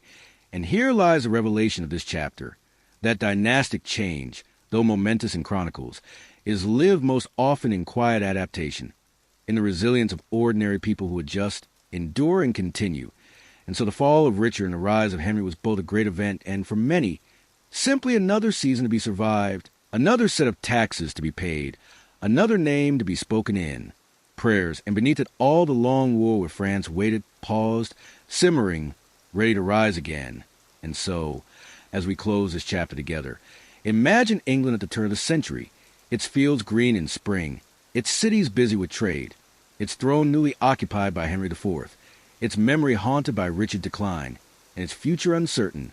Yet still the bells rang at dawn and dusk, the hearts burned warmly, the rivers flowed steadily, and life, as always, carried on, and in the next chapter we will return to France, where the illness of Charles VI deepened and the rivalries of Burgundy and Orleans hardened, setting the stage for one of the most turbulent phases of the war, when civil conflict within France intertwined with the ambitions of England, shaping decades to come. As the candle flame wavers and the soft hush of the night continues, we drift back across the Channel into France, where the crown rested uneasily upon the troubled head of Charles VI, a monarch loved in moment of clarity, yet feared for the fragility of his mind, and around him swirled a court divided, factions forming like cracks in ice, widening year by year into fractures that threatened to break the realm apart. And in this fragile kingdom 2 powers rose in rivalry. The Burgundians led by the Dukes of Burgundy, wealthy and ambitious, commanding vast territories in the east and north, and the Armagnacs, followers of the House of Orleans, defenders of the king's authority yet hungry for influence. And though both claimed loyalty to France, their quarrels became so bitter, so consuming, that the war with England seemed at times a distant storm compared to the thunder rumbling within their own walls. Breathe slowly with me, and imagine Paris in these years of division, the great city alive with markets, with carts rumbling across cobblestones, with the scent of bread drifting from ovens. But beneath the chatter of merchants lay the whisper of politics. Guilds and citizens pressed to choose sides. Banners of Burgundy or Orleans unfurled above quarters of the city, and families torn by allegiance, some bound by trade to Burgundians, others by loyalty to the king and his Armagnac protectors, and in taverns voices lowered when names were spoken, for to favor one side was to risk the wrath of the other. Stay with me, because in a moment you'll see how these rivalries turn violent, spilling into the streets. For in 1407 Louis of Orleans, brother of the king and head of his faction, was murdered on a dark November evening in Paris, ambushed by men loyal to John the Fearless, Duke of Burgundy. And though Burgundy claimed it as a just act, declaring that Orleans had been corrupt, the killing shocked the kingdom, unleashing cycles of revenge, reprisals, and feuds that deepened the division, so that neighbors became enemies in France, once recovering under Charles V, now bled not from English swords but from her own internal strife. Breathe again, and soften the image by picturing how even amidst this turmoil, life carried on. Merchants still measured cloth in stalls. Apprentices still learned their trades. Women still fetched water from wells at dawn. And the bells of Notre Dame still rang for Mass. The eternal rhythms of life threading quietly through the louder discord of politics, reminding us that kingdoms may falter, but people endure. Yet the factions could not be ignored. For Burgundy's wealth, drawn from prosperous Flemish cities like Ghent and Bruges, gave him influence, while the Armagnacs rallied to defend royal dignity. And so civil war simmered, armies raised not to face England, but to march against fellow Frenchmen. Fields trampled not by foreign invaders, but by neighbors turned against one another, and the English, watching from across the Channel, saw opportunity in France's weakness. Stay with me, for here is a tender twist. When France was most divided, when her people longed most for unity, her king was least able to provide it, his illness leaving power in the hands of nobles whose ambitions often outweighed their loyalty, and so France staggered into the early 15th century vulnerable, distracted, and exposed. And when Henry V of England rose to power in 1413, he looked upon a divided France, and saw the moment to press the claim of Edward III anew, to renew the long struggle with the confidence that his enemy was weakened from within. But before we cross back to England, let us pause again in Paris, and imagine the lives of its people in those years. The Seine flowing quietly under its bridges, barges unloading grain and wine, children playing in alleys even as soldiers patrolled the streets, scholars of the University of Paris debating theology by lamplight, scribes scratching words into parchment, while beyond the walls farmers harvested wheat, their fields golden under autumn skies, and all the while the shadow of division lingered, the question of who truly ruled, Burgundy or Orleans, hanging over him like a cloud. Breathe once more softly, and recognize that in these divisions lay the seeds of the war's next phase, for the English would find in France's weakness their greatest strength, exploiting rivalries, forging alliances with one faction against the other, until the Long War became not only a struggle between kingdoms, but a tapestry of civil conflict interwoven with foreign invasion, a reminder that history's greatest conflicts are rarely simple, rarely clear, but layered with the choices of many, noble and humble alike. And so, as this chapter closes, we leave France divided, its king fragile, its court fractured, its people enduring as they always had, carrying water, baking bread, lighting candles, their lives steady beneath the turbulence. Above, and in the next chapter, we will cross once more to England, where Henry V, bold and resolute, prepared to take advantage of these divisions, and where his determination would lead to one of the most famous moments of the war, the campaign that culminated at Agincourt, remembered in chronicles yet softened here into a tale not of violence but of endurance, of rain-soaked fields, of weary men, and of the strange power of resolve in the face of overwhelming odds. And now, as the gentle flame of our lamp steadies in the soft breath of night seems to wrap itself like a cloak about us, we step across the channel once more, where in 1413 a new king took the throne of England, Henry V, a man whose youth had been marked by restlessness and turbulence, but who, upon wearing the crown, revealed himself as determined, disciplined, and resolved to restore England's power both at home and abroad. And though he inherited a realm wearied by Richard II's fall and Henry IV's troubled reign, he carried within him a clarity of vision that seemed, to his people, a kind of miracle. For he not only sought to strengthen his crown, but to press again the old claim upon France, believing that the divisions between Burgundians and Armagnacs and fragility of Charles VI offered a rare chance to win where Edward III had begun. Breathe slowly with me, for though chronicles speak of Henry as stern, pious, and relentless, let us soften the image and imagine him in the quiet of Westminster, bent over parchment, his fingers stained with ink as he read treaties and genealogies by lamplight, his mind not only on glory but on order, stability, and the legacy he wished to leave. And from that stillness came the decision to act, to summon ships and soldiers, to raise taxes, to prepare once more for war. And though his people sighed at the levies, they followed, drawn by his presence, by his confidence, by his sense of divine purpose. Stay with me, because in a moment you'll see how his first great campaign unfolded, beginning with the siege of Harfleur in 1415. When English ships crossed the Channel and men disembarked on the Norman coast, the salt air heavy, the cries of gulls overhead, and before them the walled town of Harfleur, stout and stubborn, and Henry resolved to take it,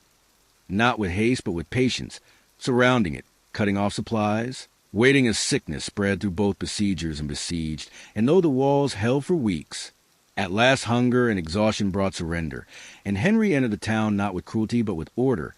commanding discipline, reminding his soldiers that they were not marauders but instruments of the just cause. Breathe again, and see the weary army, though victorious, reduced by illness, many men weakened by dysentery and fever, and so Henry, rather than return at once, decided to march across northern France toward Calais, a bold journey through hostile territory. And here comes the gentle twist,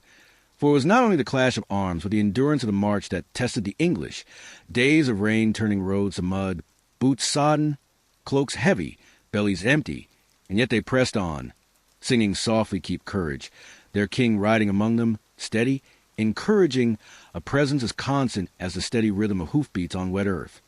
Stay with me, for in a moment you'll see how this march led to one of the most remembered encounters of the war, the Battle of Agincourt. Yet let us approach it slowly, gently, for though histories often speak of slaughter and glory, we will linger on the quieter details. The night before clash, when the English, exhausted and outnumbered, camped in muddy fields, their fires flickering under drizzle, their voices murmuring prayers,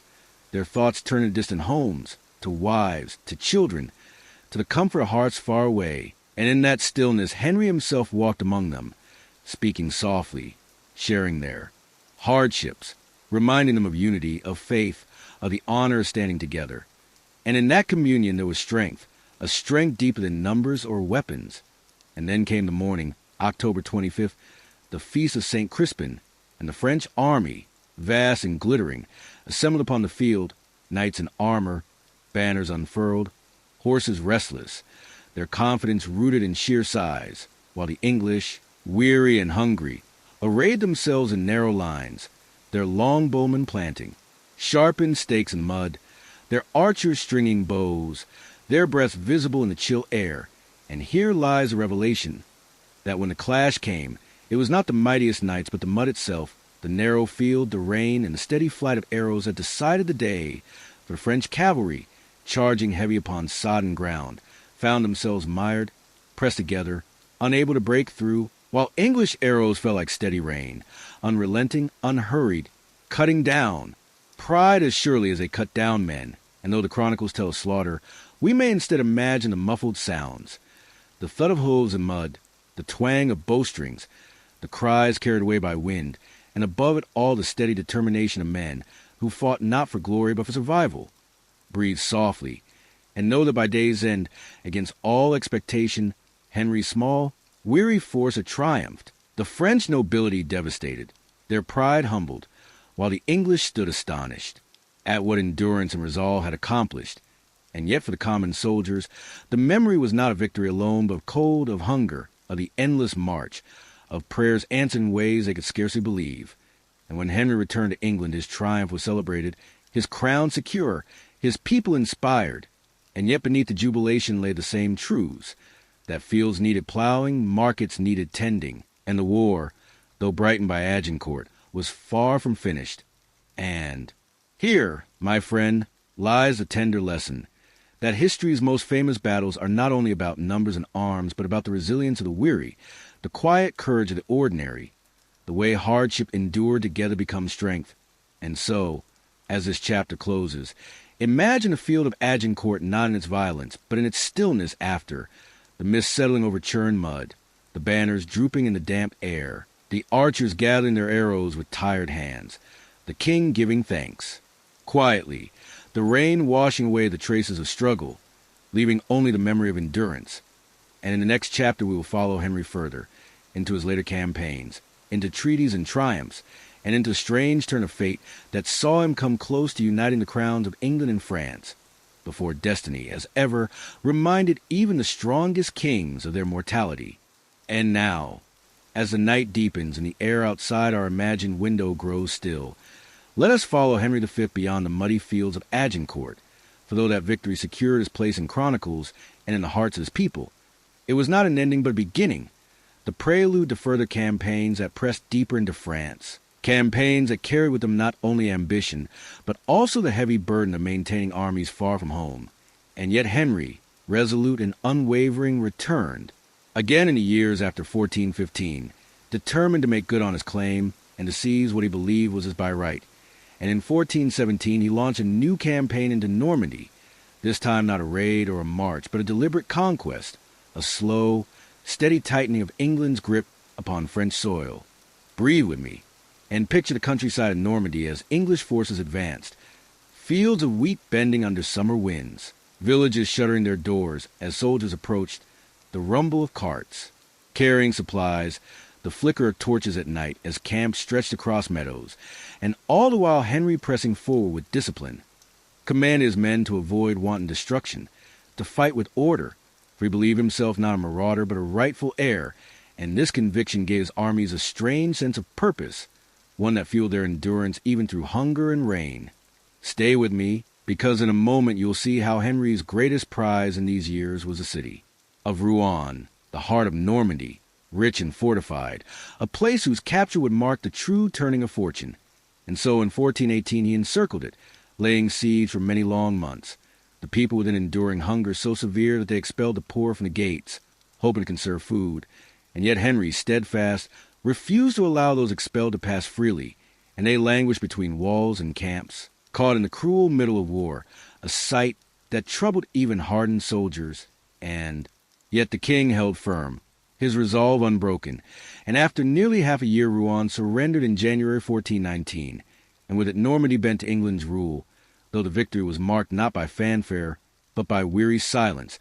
the kind that follows prolonged strain, when even triumph feels heavy. Breathe again, and imagine Henry entering Rouen, the cold winter air crisp, his banners lifted high, his men marching to the gates with discipline, and within the city bells rang not in celebration but in resignation, the townsfolk silent, their faces pale with hunger, their eyes lowered, And yet even here Henry sought to show justice, restoring order, protecting trade, repairing the wounds left by siege, for he believed that his conquest was not only of arms but of legitimacy, that he must rule as a king, not merely as a conqueror. Stay with me, because in a moment you'll see how this conquest led to negotiation. For in 1420, after years of war and with France torn by its own divisions between Armagnacs and Burgundians, Henry met with representatives of Charles VI, whose mind still faltered, and with the Burgundians, eager for alliance, and together they forged the Treaty of Troyes, one of the most extraordinary agreements in medieval history, by which Henry was recognized as heir to the French throne, married to Catherine of Valois, daughter of Charles VI, and named regent of France during the king's lifetime. And in this treaty it seemed that England's long ambition first, voiced by Edward III nearly a century before, was at last within reach, that the crowns of England and France might be joined, uniting the kingdoms under one ruler. Breathe softly, and picture the scene of that treaty signing. Parchment stretched across tables, ink pots ready, quills scratching steadily as noblemen lean in the candlelight, the air thick with the scent of wax and smoke, and outside the streets of Troyes quiet, villagers moving cautiously, aware that great matters were being decided beyond their walls, matters that would ripple through their lives in the years to come. And in that moment Henry stood at the pinnacle of power, a conqueror turned heir, a warrior turned regent, his vision seemingly fulfilled. Yet here lies a twist, for destiny, as ever, has its own designs, and though Henry's triumph was great, his time was short, for in 1422, only 2 years after the treaty, he fell ill during a campaign, likely of dysentery or some fever, and he died at the age of 35, leaving behind a kingdom united in ambition but suddenly without its resolute leader. His infant son Henry VI proclaimed king of both England and France, a baby cradled in arms while crowns glimmered above him, and thus the greatest achievement of Henry V became also his greatest fragility, for without him, the unity promised by the Treaty of Troyes could not endure. Breathe once more, and let us linger on the softer side of Henry's life, for his marriage to Catherine brought not only politics, but also a touch of warmth. A young queen adjusting to life in England, her presence a symbol of peace between old enemies, her beauty admired, her gentleness remembered, and though their time together was brief, their union carried significance far beyond themselves, for from it would come Henry VI, whose troubled reign would carry the war into its final chapters. And so, as this chapter closes, imagine the Treaty of Troyes, lying sealed, the wax hardened, the signatures dark, against parchment, while beyond the chamber the spring air of France carried the scent of blossoms. Children played in cobbled streets, merchants arranged their wares, and villagers whispered of what it might mean to live under one crown, under one king, even as fate already prepared to undo what parchment had promised. And in the next chapter we will turn to years that followed Henry V's death, to the regency of nobles ruling in his son's name, and to the struggles of a baby king whose inheritance was too vast, too fragile, and too contested to hold without the strength of the father who had won it. And now, as the steady hush of night deepens around us and candlelight flickers like a heartbeat upon the walls, we move into one of the most delicate passages of our story. For in 1422, after the death of Henry V of Vincennes, a child barely 9 months old inherited not one crown but two, proclaimed Henry VI of England and Henry II of France, a baby too young even to form words, yet named sovereign of two kingdoms whose histories had clashed for nearly a century, and while in ceremony it appeared a triumph. The Treaty of Troyes fulfilled, the ambition of Edward III made reality. In truth, it was a fragile triumph, for a crown upon an infant's head is lighter than a feather, yet heavier than any burden. And so the realm entered into a regency, governed not by the will of the child, but by the hands of his uncles, nobles, and counselors who shaped his destiny long before he could speak his own desires. Breathe gently with me, and imagine the solemn pageantry of Henry's double coronation, first in Westminster Abbey in 1429, where the boy, now older but still tender, was crowned with golden circlet, the voices of choirs rising in echoes that filled the vaulted stone, incense curling upward, the hush of courtiers watching a small figure lifted onto a throne built for men, and later in 1431 in Notre Dame of Paris, where once more the ritual unfolded, this time in a city uneasy, half conquered, half divided, the people watching with a mixture of awe and doubt, wondering, whether this small child, seated stiffly in robes far too large, could truly be their king. Stay with me, because in a moment you'll see how Regency governments struggled to hold together what Henry V's campaigns had won. For in England his brothers, John, Duke of Bedford, and Humphrey, Duke of Gloucester, became guardians of the realm, Bedford overseeing the war in France with diligence and patience, Gloucester managing affairs at home though with more restlessness,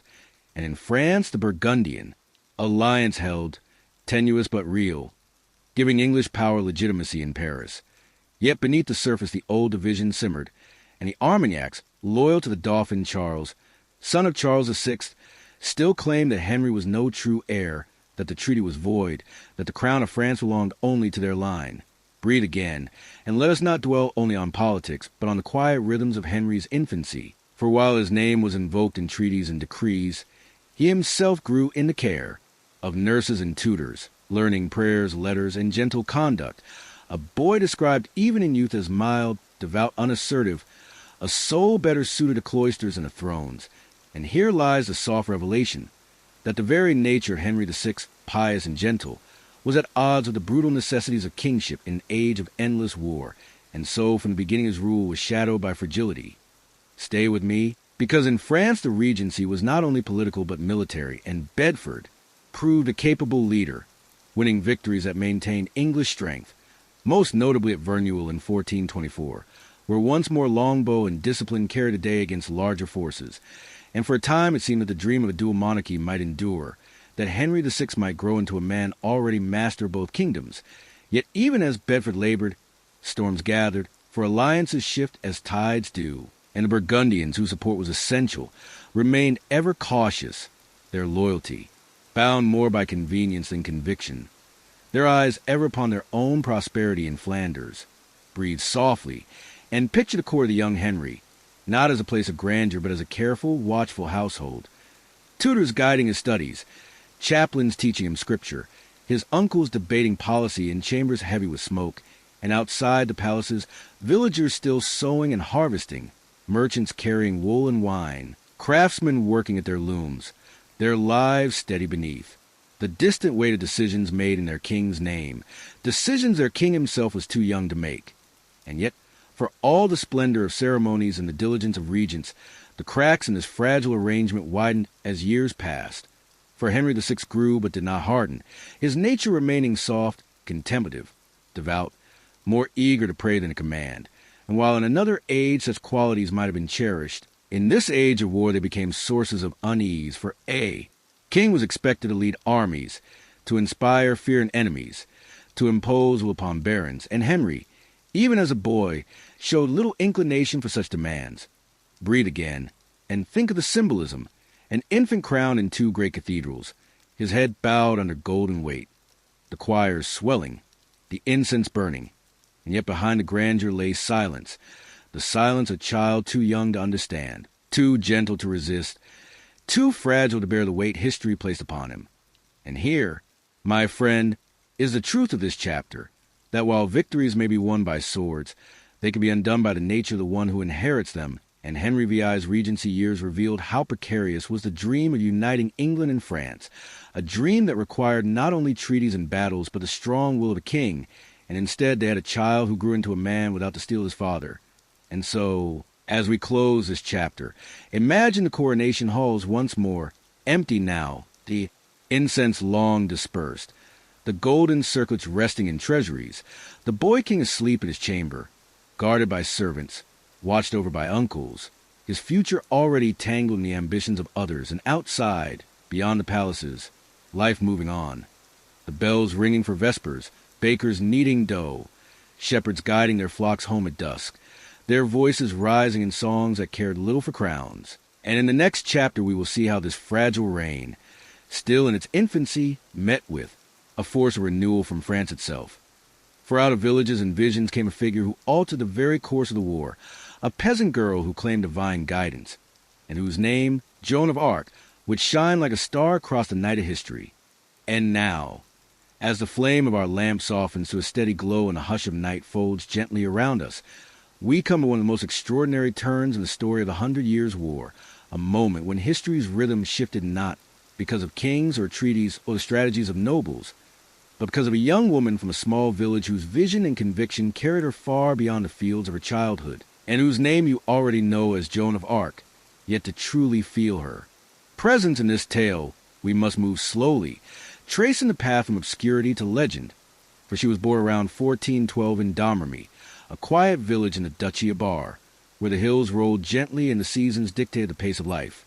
where sheep grazed in meadows, where bells of the parish church called villagers a prayer, where the sound of clattering looms and wooden carts mingled with bird song. And into this ordinary world came an extraordinary calling, for by her own account Joan began to hear voices and see visions at the age of 13, voices she believed were those of saints, urging her to live purely, to attend church faithfully, and more astonishingly, to take part in the salvation of France. Breathe gently with me, and picture her as a young girl, tending sheep, the wool soft beneath her fingers, the skies stretching wide above, her heart steady with faith, her mind filled with certainty that God had chosen her for a purpose, and though she kept these visions secret at. First, in time she spoke of them, declaring that she was to lead France to victory, to crown the Dauphin Charles as rightful king at Reims, and to drive the English from her homeland. Stay with me, because in a moment you'll see how her journey from peasant to leader unfolded, for in 1429, when she was only 17, she traveled to Vaucouleurs, a garrison town, and convinced the commander Robert de Baudricourt to provide her with an escort to the Dauphin's court, a task that seems impossible when told in hindsight, yet she achieved it with persistence, faith, and a clarity of purpose that disarmed skepticism, and from there she traveled across lands torn by war, through towns and villages weary of conflict, her presence already stirring whispers, until at last she reached Charles at Chinon, where she was tested, questioned, examined by theologians, yet remained firm, unwavering in her belief that she had been sent to lead him, and in that steadiness Charles and his advisers saw something rare, something they could not easily dismiss, for while politics demanded caution, the mood of France demanded hope, and Joan embodied it in a way no nobleman could. Breathe again, and imagine her at Chinon, standing before the Dauphin in his hall, her voice clear though her years were few, her armor not yet donned, her certainty shining brighter than any banner, and in the faces of those who watched, some skeptical, some fearful, some inspired, the first flicker of the legend was born. Stay with me, for in a moment you'll see how she proved herself not only in words but in action, for Charles entrusted her with troops and sent her to relieve the besieged city of Orleans, a place surrounded by English forces, its people hungry, its defenders weary, and in May of 1429 Joan entered the city, clad in white armor, carrying a banner marked with holy symbols, her presence alone lifting spirits, and within days she led sorties against the besiegers, not wielding sword as much as inspiring courage, urging men forward, reminding them that God was with them, and though arrows flew and cannons roared, she stood steadfast, wounded once yet returning swiftly to the fight, and soon the English lines broke, the siege lifted, and Orleans freed, a victory that electrified France, not merely for its military significance, but for the sudden surge of faith it inspired, faith that the tide had turned, that God had not abandoned them. Breathe softly, and imagine the bells of Orleans ringing wildly, the streets filled with people rejoicing, candles lit in windows, voices raised in hymns, while Joan, still only a teenager, prayed quietly in a chapel, giving thanks, her heart certain that the mission was only beginning.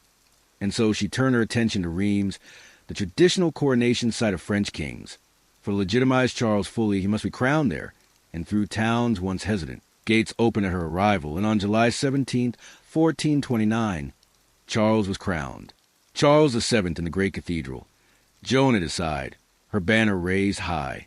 and in that moment the dream she had spoken of, the vision that had driven her, was fulfilled, not fully, not finally, but symbolically, for a king who had seemed shadowed by doubt now stood crowned, anointed and recognized, and France, weary from decades of division, breathed anew. Stay with me, because the twist here is that Joan's triumph was not to last, for politics are rarely as steadfast as faith, and while she had inspired victories, she also stirred unease among nobles who mistrusted her rise, who feared her influence, and by 1430 she was captured outside Compiègne by Burgundian forces allied with the English,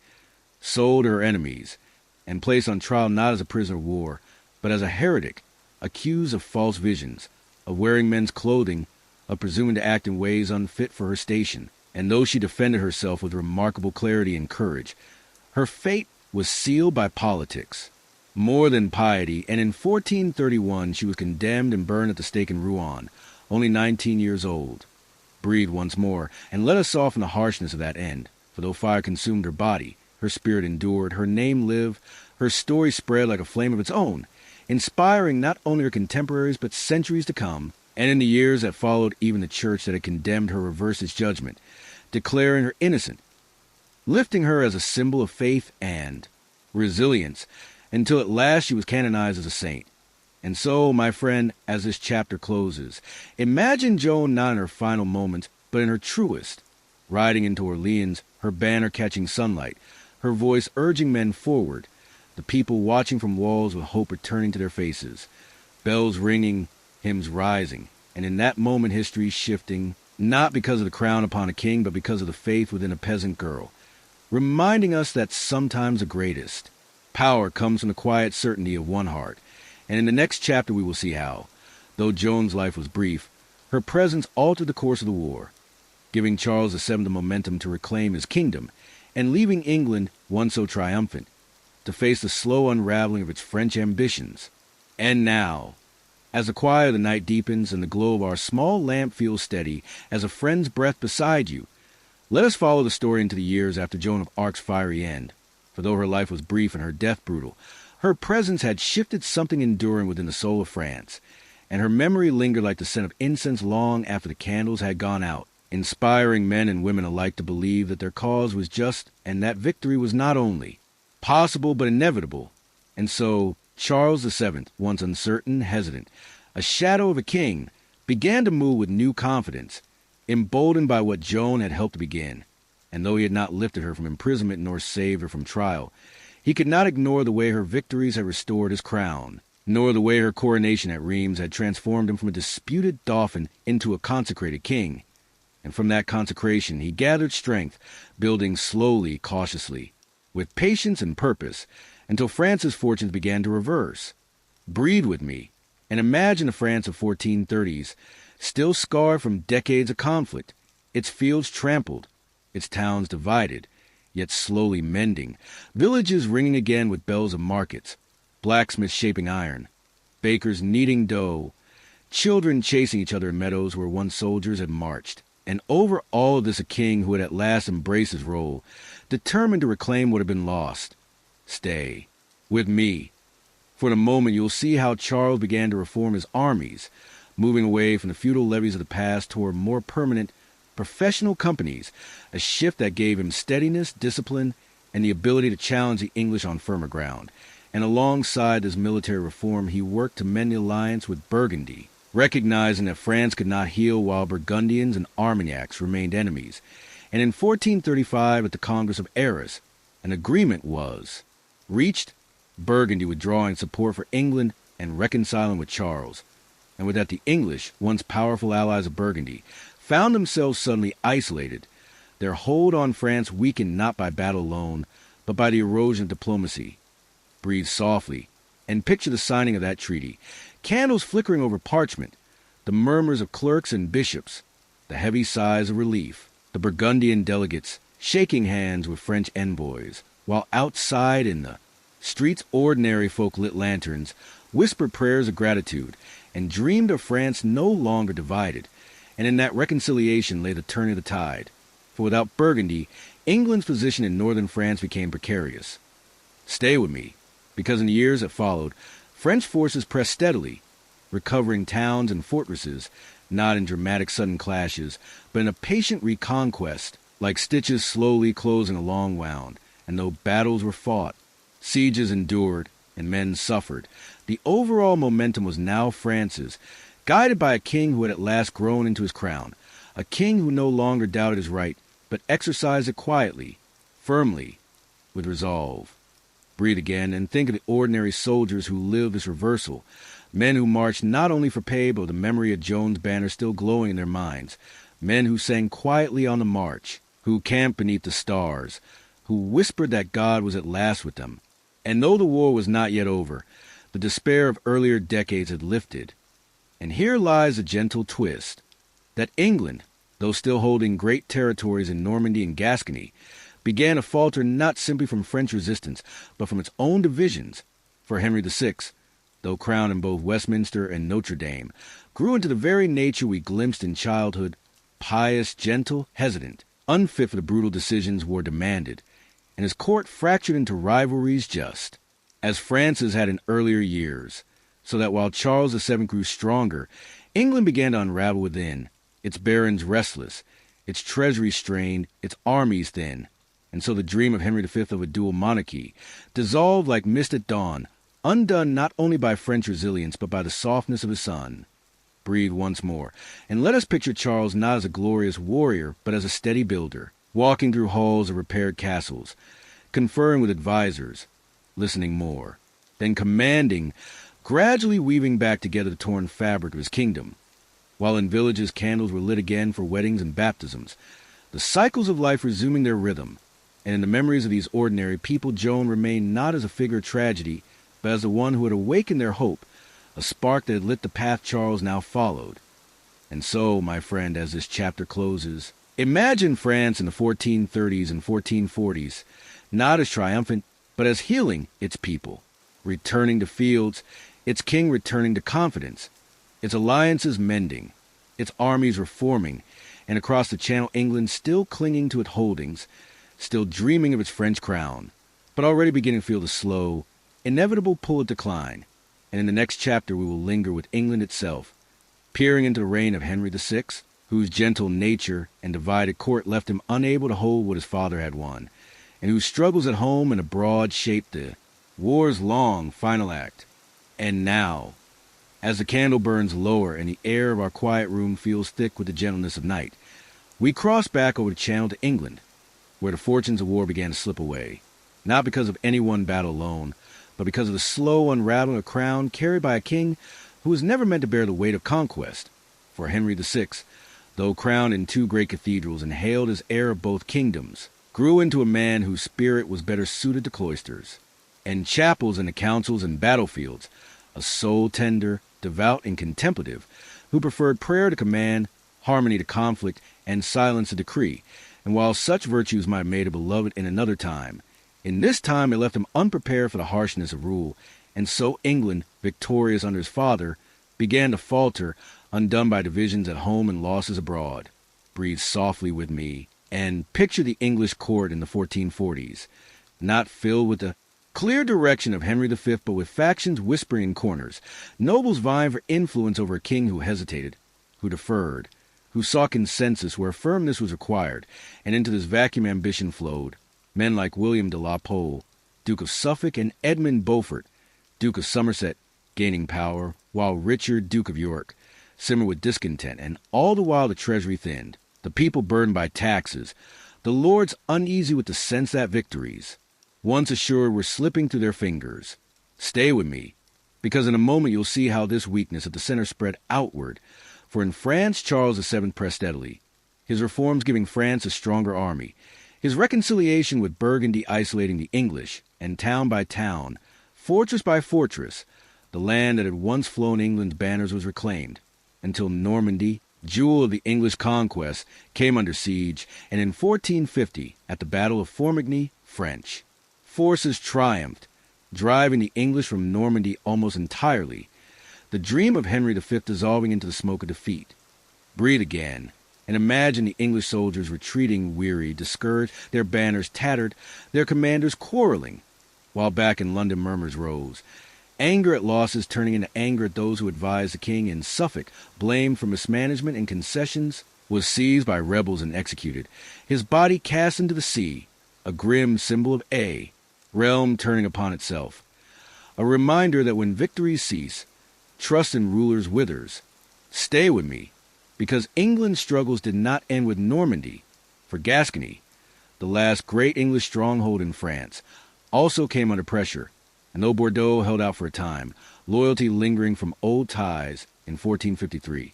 At the Battle of Castillon, French artillery and discipline overwhelmed the English, and Gascony too was lost. leaving Calais alone as England's final foothold on the continent, a shadow of the empire once envisioned.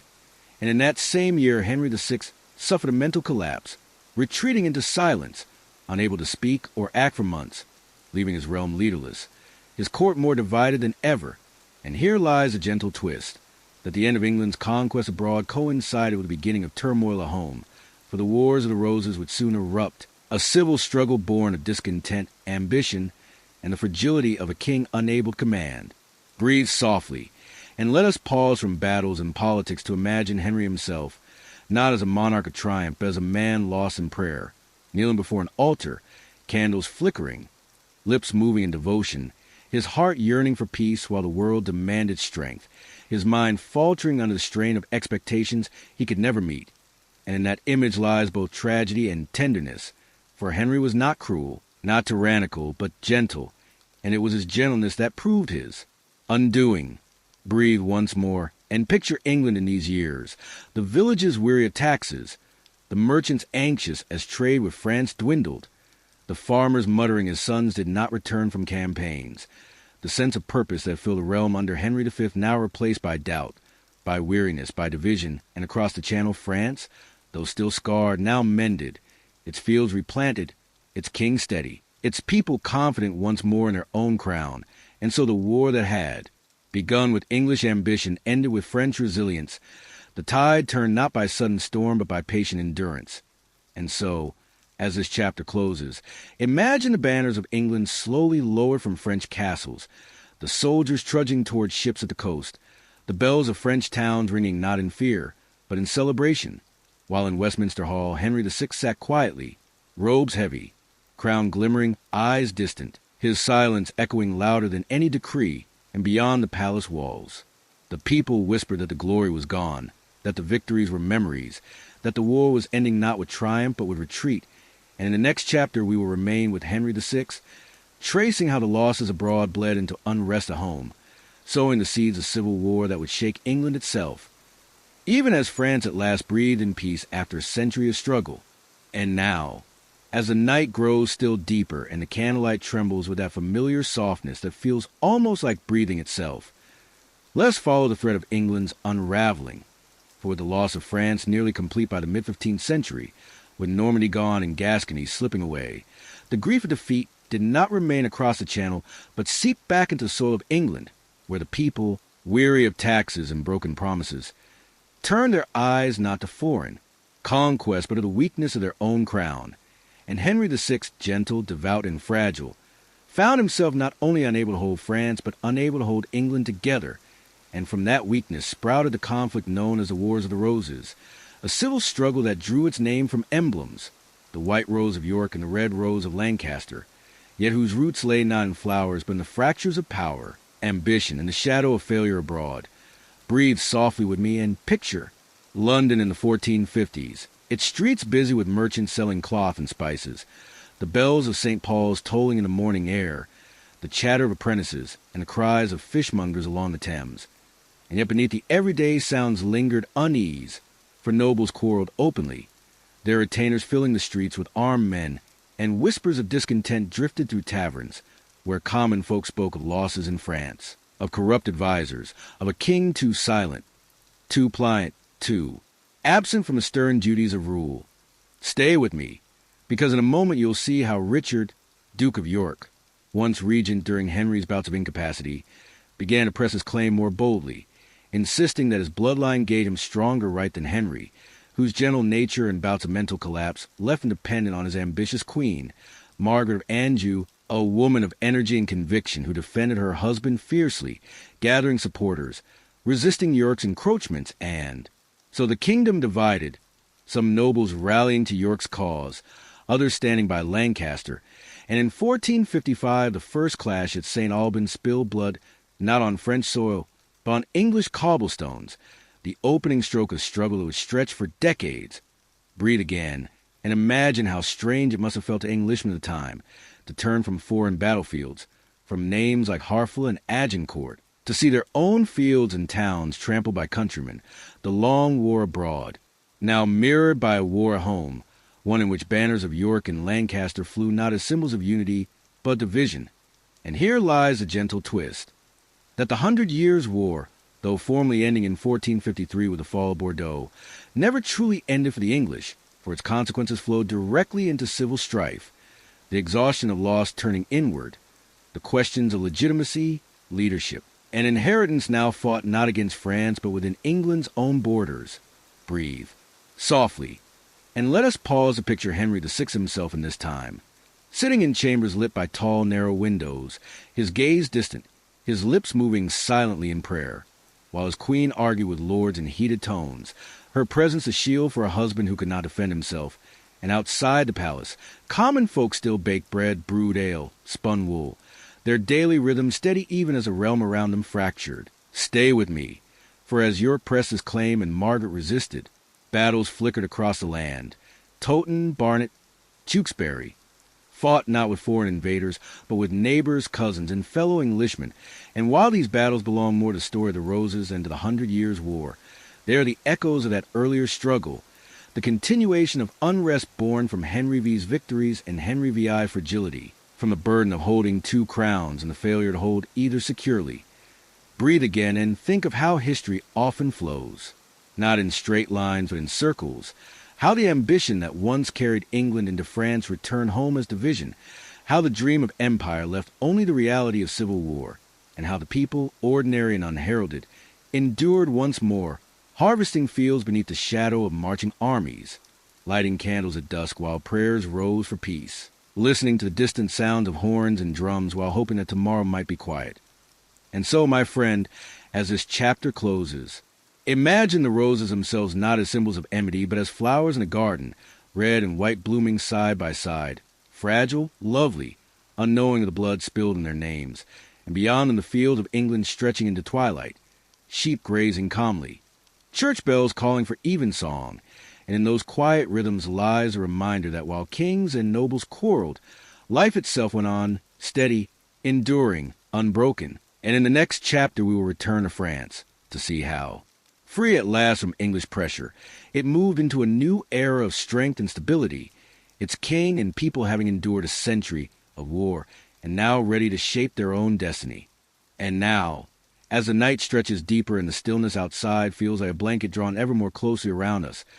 let's turn our gaze back to France, a kingdom that had endured so many years of turmoil, invasion, and division, yet which, by the mid-15th century, began to breathe again, slowly and carefully, as though awakening from a long illness. And here we see Charles VII, once mocked as the King of Bourges, once doubted, hesitant, and overshadowed, now standing as a ruler, restored, for the Treaty of Arras bringing Burgundy back into alliance, with Normandy reclaimed in 1450 and Gascony in 1453. France had finally rid itself of nearly all English presence, save only for Calais, and the dream of unity at last felt real, a crown held not in dispute but in certainty, and from that certainty flowed renewal. Breathe softly with me, and imagine the kingdom not as a place of triumphal parades, but as a land in need of healing, villages scarred by siege, towns weary from occupation, fields left fallow from war, yet now gradually being restored, the sound of hammers repairing bridges, bells ringing again in parish churches long silent, markets reopening with cloth, grain, and wine, the murmured voices of farmers bargaining once more, life resuming its rhythm, steady and patient, and in that rhythm Charles worked not as a conqueror but as a builder. Stay with me, because in a moment you'll see how his reforms reshaped France, for Charles understood that victory in war was only the beginning, that to secure it he must build institutions strong enough to outlast ambition, and so he reformed the army, creating standing companies of ordonnance. Professional soldiers maintained year-round, disciplined and loyal, no longer dependent on feudal levies that came and went with seasons, and alongside them he fostered the growth of artillery, learning from the battles of the later war, where cannon had proved decisive, until France's forces were no longer scattered but steady, organized, and capable of defending the kingdom against any new threat. Breathe again, and consider how he also reformed taxation, establishing the taille as a regular levy, unpopular with peasants yet necessary to sustain the permanent army. And though complaints were many,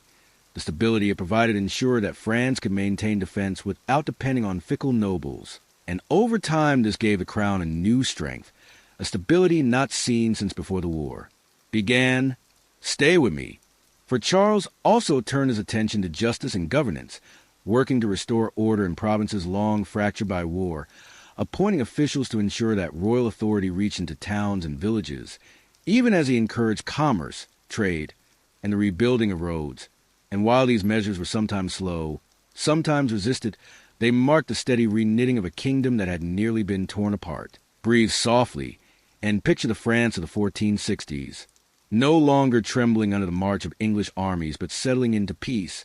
the harvest returning, the vineyards along the Loire flourishing, the fairs of Champagne once more alive with merchants from Italy and Flanders, the sound of coins clinking, fabrics displayed in bright colors, spices releasing warm aromas, and through it all the people speaking of their king not with doubt but with respect, calling him Charles the Well-Served. For though his reign had begun in weakness, it ended in stability, a transformation born of patience and quiet determination. And here lies a gentle twist, that the 100 Years' War, which had so long defined France as fractured and vulnerable, became the crucible in which modern France was forged, for out of necessity the monarchy became stronger, more centralized, more capable, the very opposite of the feudal weakness that had allowed English conquest in the first place. And so what had seemed nearly fatal for the kingdom instead became the seed of renewal. Breathe again, and let us pause with the ordinary people this time. For while kings and nobles wrote treaties, it was farmers who plowed the soil once more, shepherds who tended flocks on hillsides, bakers who filled streets with the scent of bread, children who laughed as they played by rivers no longer guarded by soldiers. And in these simple rhythms lies the truest picture of recovery. For history is not only the march of armies, but the return of peace to kitchens, fields, and hearths. Stay with me, for Charles's reign also marked a cultural flowering, with poets and chroniclers writing of the war that ended, with cathedrals maintained, universities teaching again, and the sense that France, so long battered, now had space to imagine, to dream, to plan for futures not filled with siege but with growth. And though challenges remained, rebellious nobles still stirred, burdens of taxation weighed, memories of hunger lingered, the overall direction was toward healing, and the people, though weary, found comfort in the steadiness of renewal. And so, my friend, as this chapter closes, imagine France at twilight, its fields stretching wide, wheat swaying under soft wind, vineyards glistening in late sun, villages alive with the chatter of markets, bells tolling not in alarm but in welcome,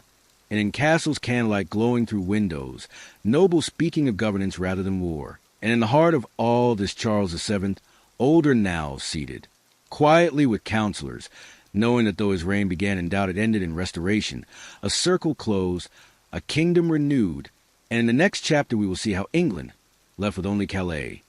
turned increasingly inward, its own conflicts deepening, while France stepped forward into a new age, carrying the memory of the long war, but no longer burdened by its shadow. And now, as the night folds into its deepest quiet and the candle upon our table flickers low, let us drift back across the channel to England, where, by the middle of the 15th century, the great ambitions of empire had dwindled to a single outpost, Calais, clinging like a solitary lantern on a dark shore, and the kingdom that had once dreamed of ruling both France and England found itself instead shrinking inward, its energy consumed not by foreign campaigns, but by quarrels within, for the loss of Normandy in 1450 and Gascony in 1453 had not only ended the 100 Years' War in substance, but also wounded the pride of the realm, leaving nobles restless, common folk embittered by taxes, and confidence in the crown deeply shaken. And at the heart of it all sat Henry VI, still devout, still gentle, yet increasingly unable to hold his lords together. And so England, while France rebuilt and strengthened, entered a period of unraveling, one where old rivalries hardened into open conflict, and the Wars of the Roses became not merely a succession struggle, but the inevitable echo of a century of strain. Breathe softly with me, and imagine London in these years, its streets still alive with markets, apprentices and barges on the Thames, yet the air tinged with unease, for merchants who once profited from the wool trade with Gascony now worried about diminished routes, sailors who once carried armies across the channel now idled at docks, and whispers grew that the crown was failing, that the king's advisers were corrupt or incompetent, that England's greatness had faded into memory. Stay with me, Because in a moment you'll see how the loss of France left not only economic scars, but political ones. For Richard, Duke of York, emboldened by the king's weakness, pressed his claim more boldly, while Queen Margaret of Anjou, fierce and protective of her husband's rights, rallied the Lancastrian cause. And between them England became a chessboard of rival factions, with towns and counties forced to declare loyalties, with retainers wearing livery badges that marked them as Yorkist or Lancastrian, turning fields and roads into uneasy grounds where armed men might appear at any hour. Breathe again, and consider how strange it must have felt for villagers who had watched sons apart to fight in Normandy now to see those same sons, or their cousins, marching under banners against other Englishmen, the rhythm of foreign war replaced by civil strife. And yet for many the exhaustion was the same, the taxes the same, the burden of service the same, only the names of enemies changed. Stay with me, for Calais, that last outpost, remained a curious exception, its walls strong, its harbor useful, its garrison loyal, and for decades it stood as England's solitary reminder of continental glory, a foothold kept not so much for empire as for pride, and yet its maintenance drained resources, its presence tempting intrigue, as both Yorkists and Lancastrians sought to control its strategic port and loyal captains. For to hold Calais was to hold both a gateway to France and a symbol of continuity in a time of collapse. Breathe softly, and imagine Calais itself, its walls washed by sea spray, its streets narrow and cobbled, its markets filled with cloth and fish, its soldiers patrolling by torchlight, their voices carried on the wind,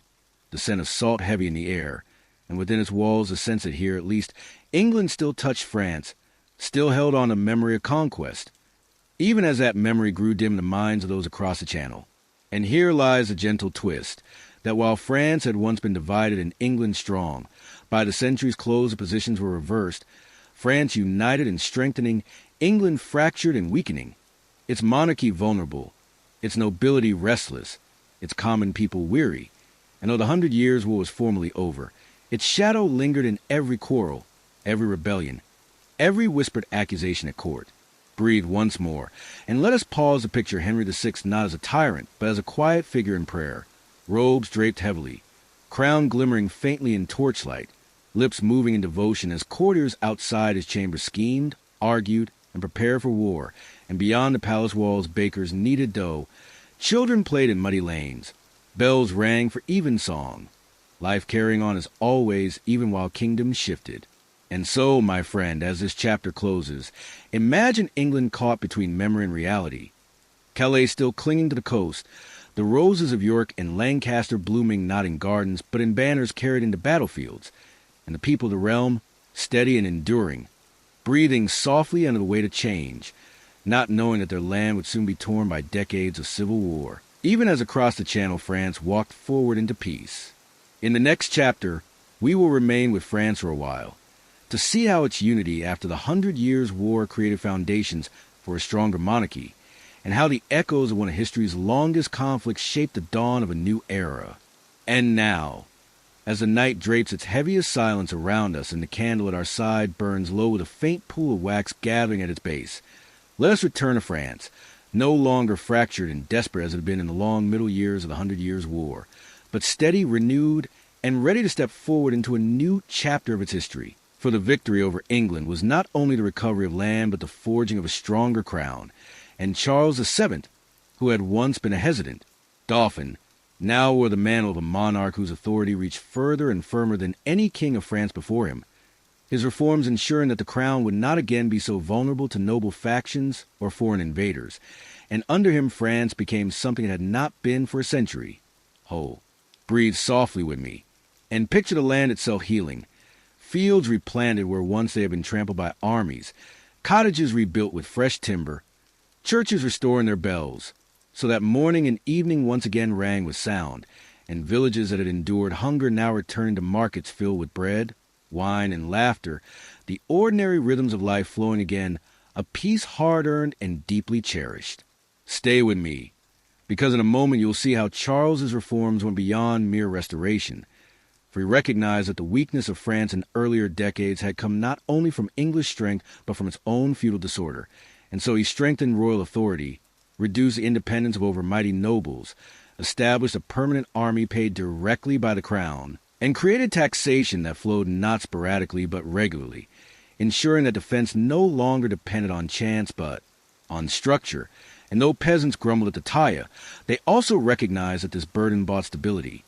sparing them the chaos of raiding bands and unpaid soldiers. Breathe again, and consider how France's culture, too, began to flourish as the war ended. For out of the ashes of conflict came poets, chroniclers, and artists who celebrated renewal, who wrote of Joan of Arc not as a tragic victim, but as a saintly figure, a symbol of divine favor, while others recorded the deeds of Charles and his counselors,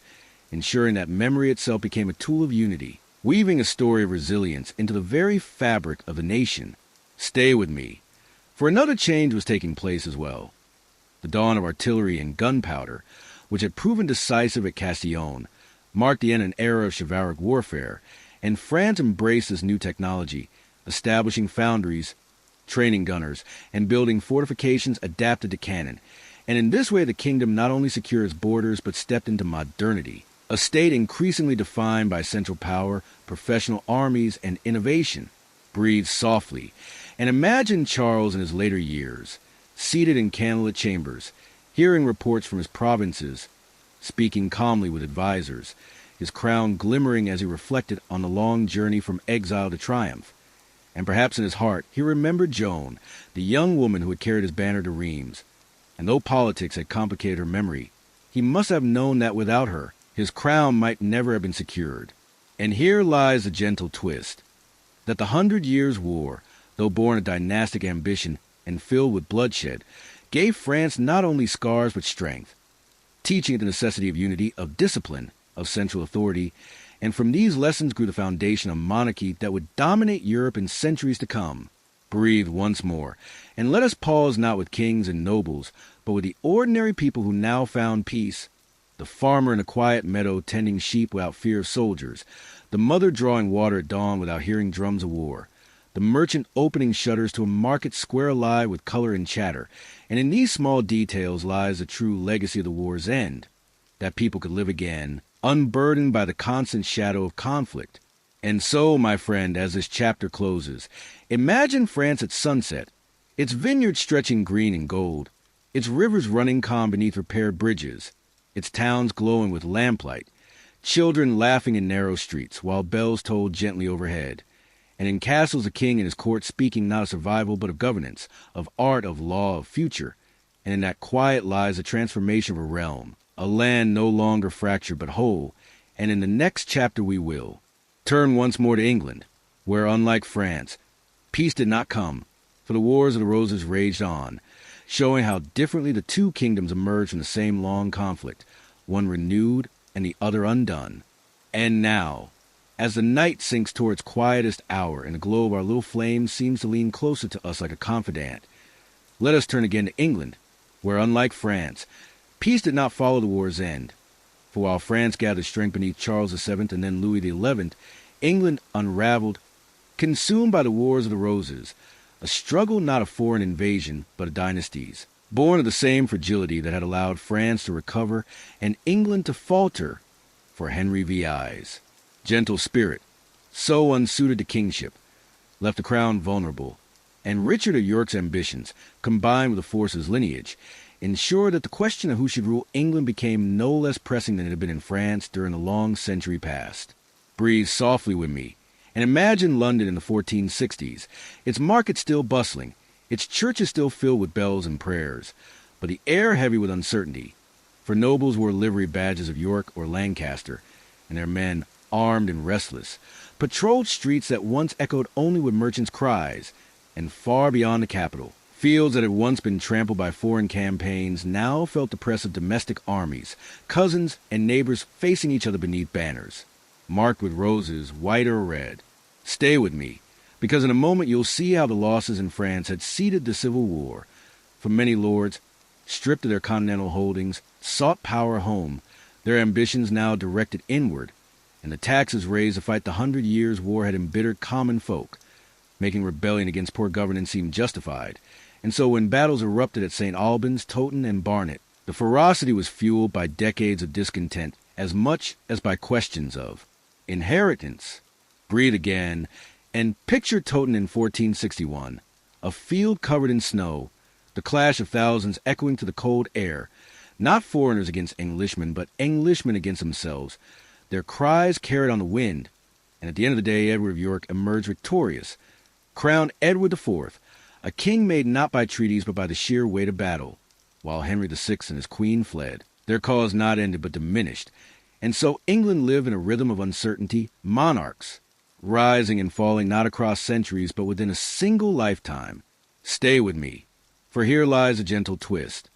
that while France emerged from the 100 Years' War stronger, its monarchy more secure, its army more disciplined, England, which had once seemed the stronger, was undone by its own divisions, its monarchy weakened, its nobles powerful, its people weary of endless calls to arms. And so the same war that had begun as a clash between two crowns ended by strengthening one and shattering the other. Breathe softly, and let us pause for a moment to imagine the ordinary lives caught in this storm, the villagers who saw armored men appear on their doorsteps demanding food, the farmers whose fields were churned by hoes,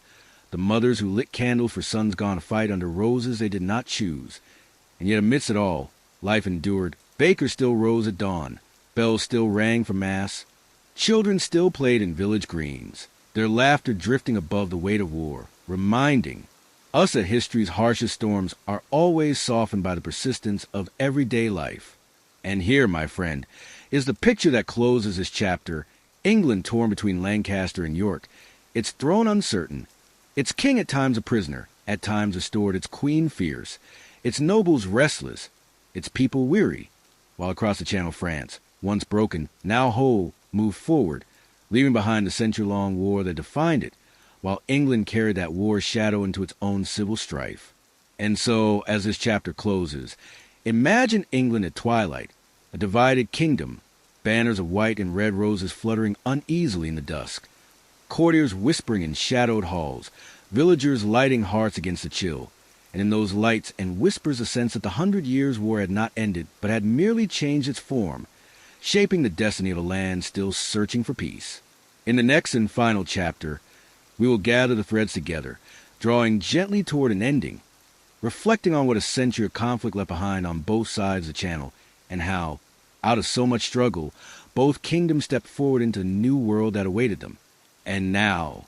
my friend, as the night deepens into its stillest hour and the last of our candle burns low, we come together to the end of this long wandering to the 100 Years' War, a tale that began with ambition and dynastic claim, stretched through a century of battles, treaties, and reversals, and finally settled into the very different destinies of France and England, one kingdom strengthened and restored, the other unraveling into civil strife. And as we gather these threads, let us do so not with the clang of swords or the roar of trumpets, but with the soft rhythm of reflection. For what lingers most from a story of such length is not only the clash of kings, but the endurance of ordinary life, the quiet persistence of villagers, merchants, mothers, and children who lived beneath banners they did not choose, who carried on with planting, weaving, praying, and loving even while armies trampled fields and courts argued over crowns. And it is in their resilience that the truest victory lies. Breathe softly with me, and remember how this story began, with England, bold under Edward III and Henry V, laying claim to a French throne, winning great victories at Crécy and Agincourt, and for a time seeming invincible, and then how the tide turned, through the courage of a peasant girl named Joan of Arc, through the steady patience of Charles VII, through the slow reconquest of Normandy and Gascony, until France at last was whole again, its crown secure, its future renewed. Stay with me, because in a moment you'll see how the echo of this war shaped both realms for centuries to come. France, with a stronger monarchy and beginnings of centralized authority,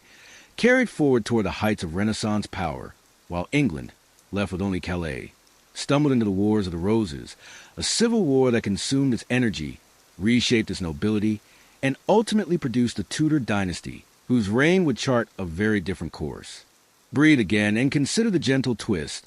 that out of a century of strife, both kingdoms gained not only scars but also new foundations. For France learned unity, and England learned that strength abroad could not last without strength at home, and from these lessons emerged the modern states that would define Europe. Stay with me, and let us pause to imagine the quieter details that history so rarely records, A French farmer planting vines in soil once churned by hoes. An English baker kneading dough in a village spared from raiding bands. A child in Gascony hearing bells ring again after years of silence. A shepherd in Normandy watching his flock under a sky no longer streaked with banners. And across the channel an English craftsman carving a rose, white or red, into the wood of a chair that might seat. A lord in a hall divided by loyalties. And in these ordinary images lies the heartbeat of history, soft, enduring, patient. Breathe softly. And think of Joan once more, the young woman whose visions turned the tide, who gave Charles the courage to be crowned, who was burned at Rouen yet canonized centuries later, her story whispered in chapels, sung in poems, painted in stained glass, a reminder that even in the harshest wars a single voice of faith and courage can change the course of nations. And here, my friend, as we bring our journey to its close, imagine the channel itself, wide and calm under moonlight, waves brushing against shores that for so long were contested, now carrying only the trade of merchants, the travel of pilgrims, the quiet rhythms of peace, and above it the stars, steady and indifferent, watching as two kingdoms, weary from conflict, stepped into their next chapters. And so this story ends not with battle but with stillness, not with victory cries but with the soft return of daily life. And perhaps that is the truest way to end, for after all the noise of war, what people long for most is a hush of peace. So, as your eyes grow heavy and your breath slows, let this history fade into the comfort night, the lamp lowered, the hearth warm, the blanket drawn close, and let yourself drift as countless generations have drifted, into rest, into dreams, into the timeless quiet beyond conflict. And if, when you wake, you wish to wander again through history, through tales told gently and at length, there will be more waiting, an all-night library of stories to carry you through the dark with warmth and calm. For now, let the 100 years' war settle into silence, a century of struggle remembered, a lesson of endurance carried, a story told between friends, and let sleep, steady and soft, carry you onward. Image prompt A, moonlit channel coast, gentle waves against stone harbor, faint lantern light glowing on distant walls. Image prompt B, warm medieval hearth with dim candle, open parchment resting on wooden table, blanket folded nearby.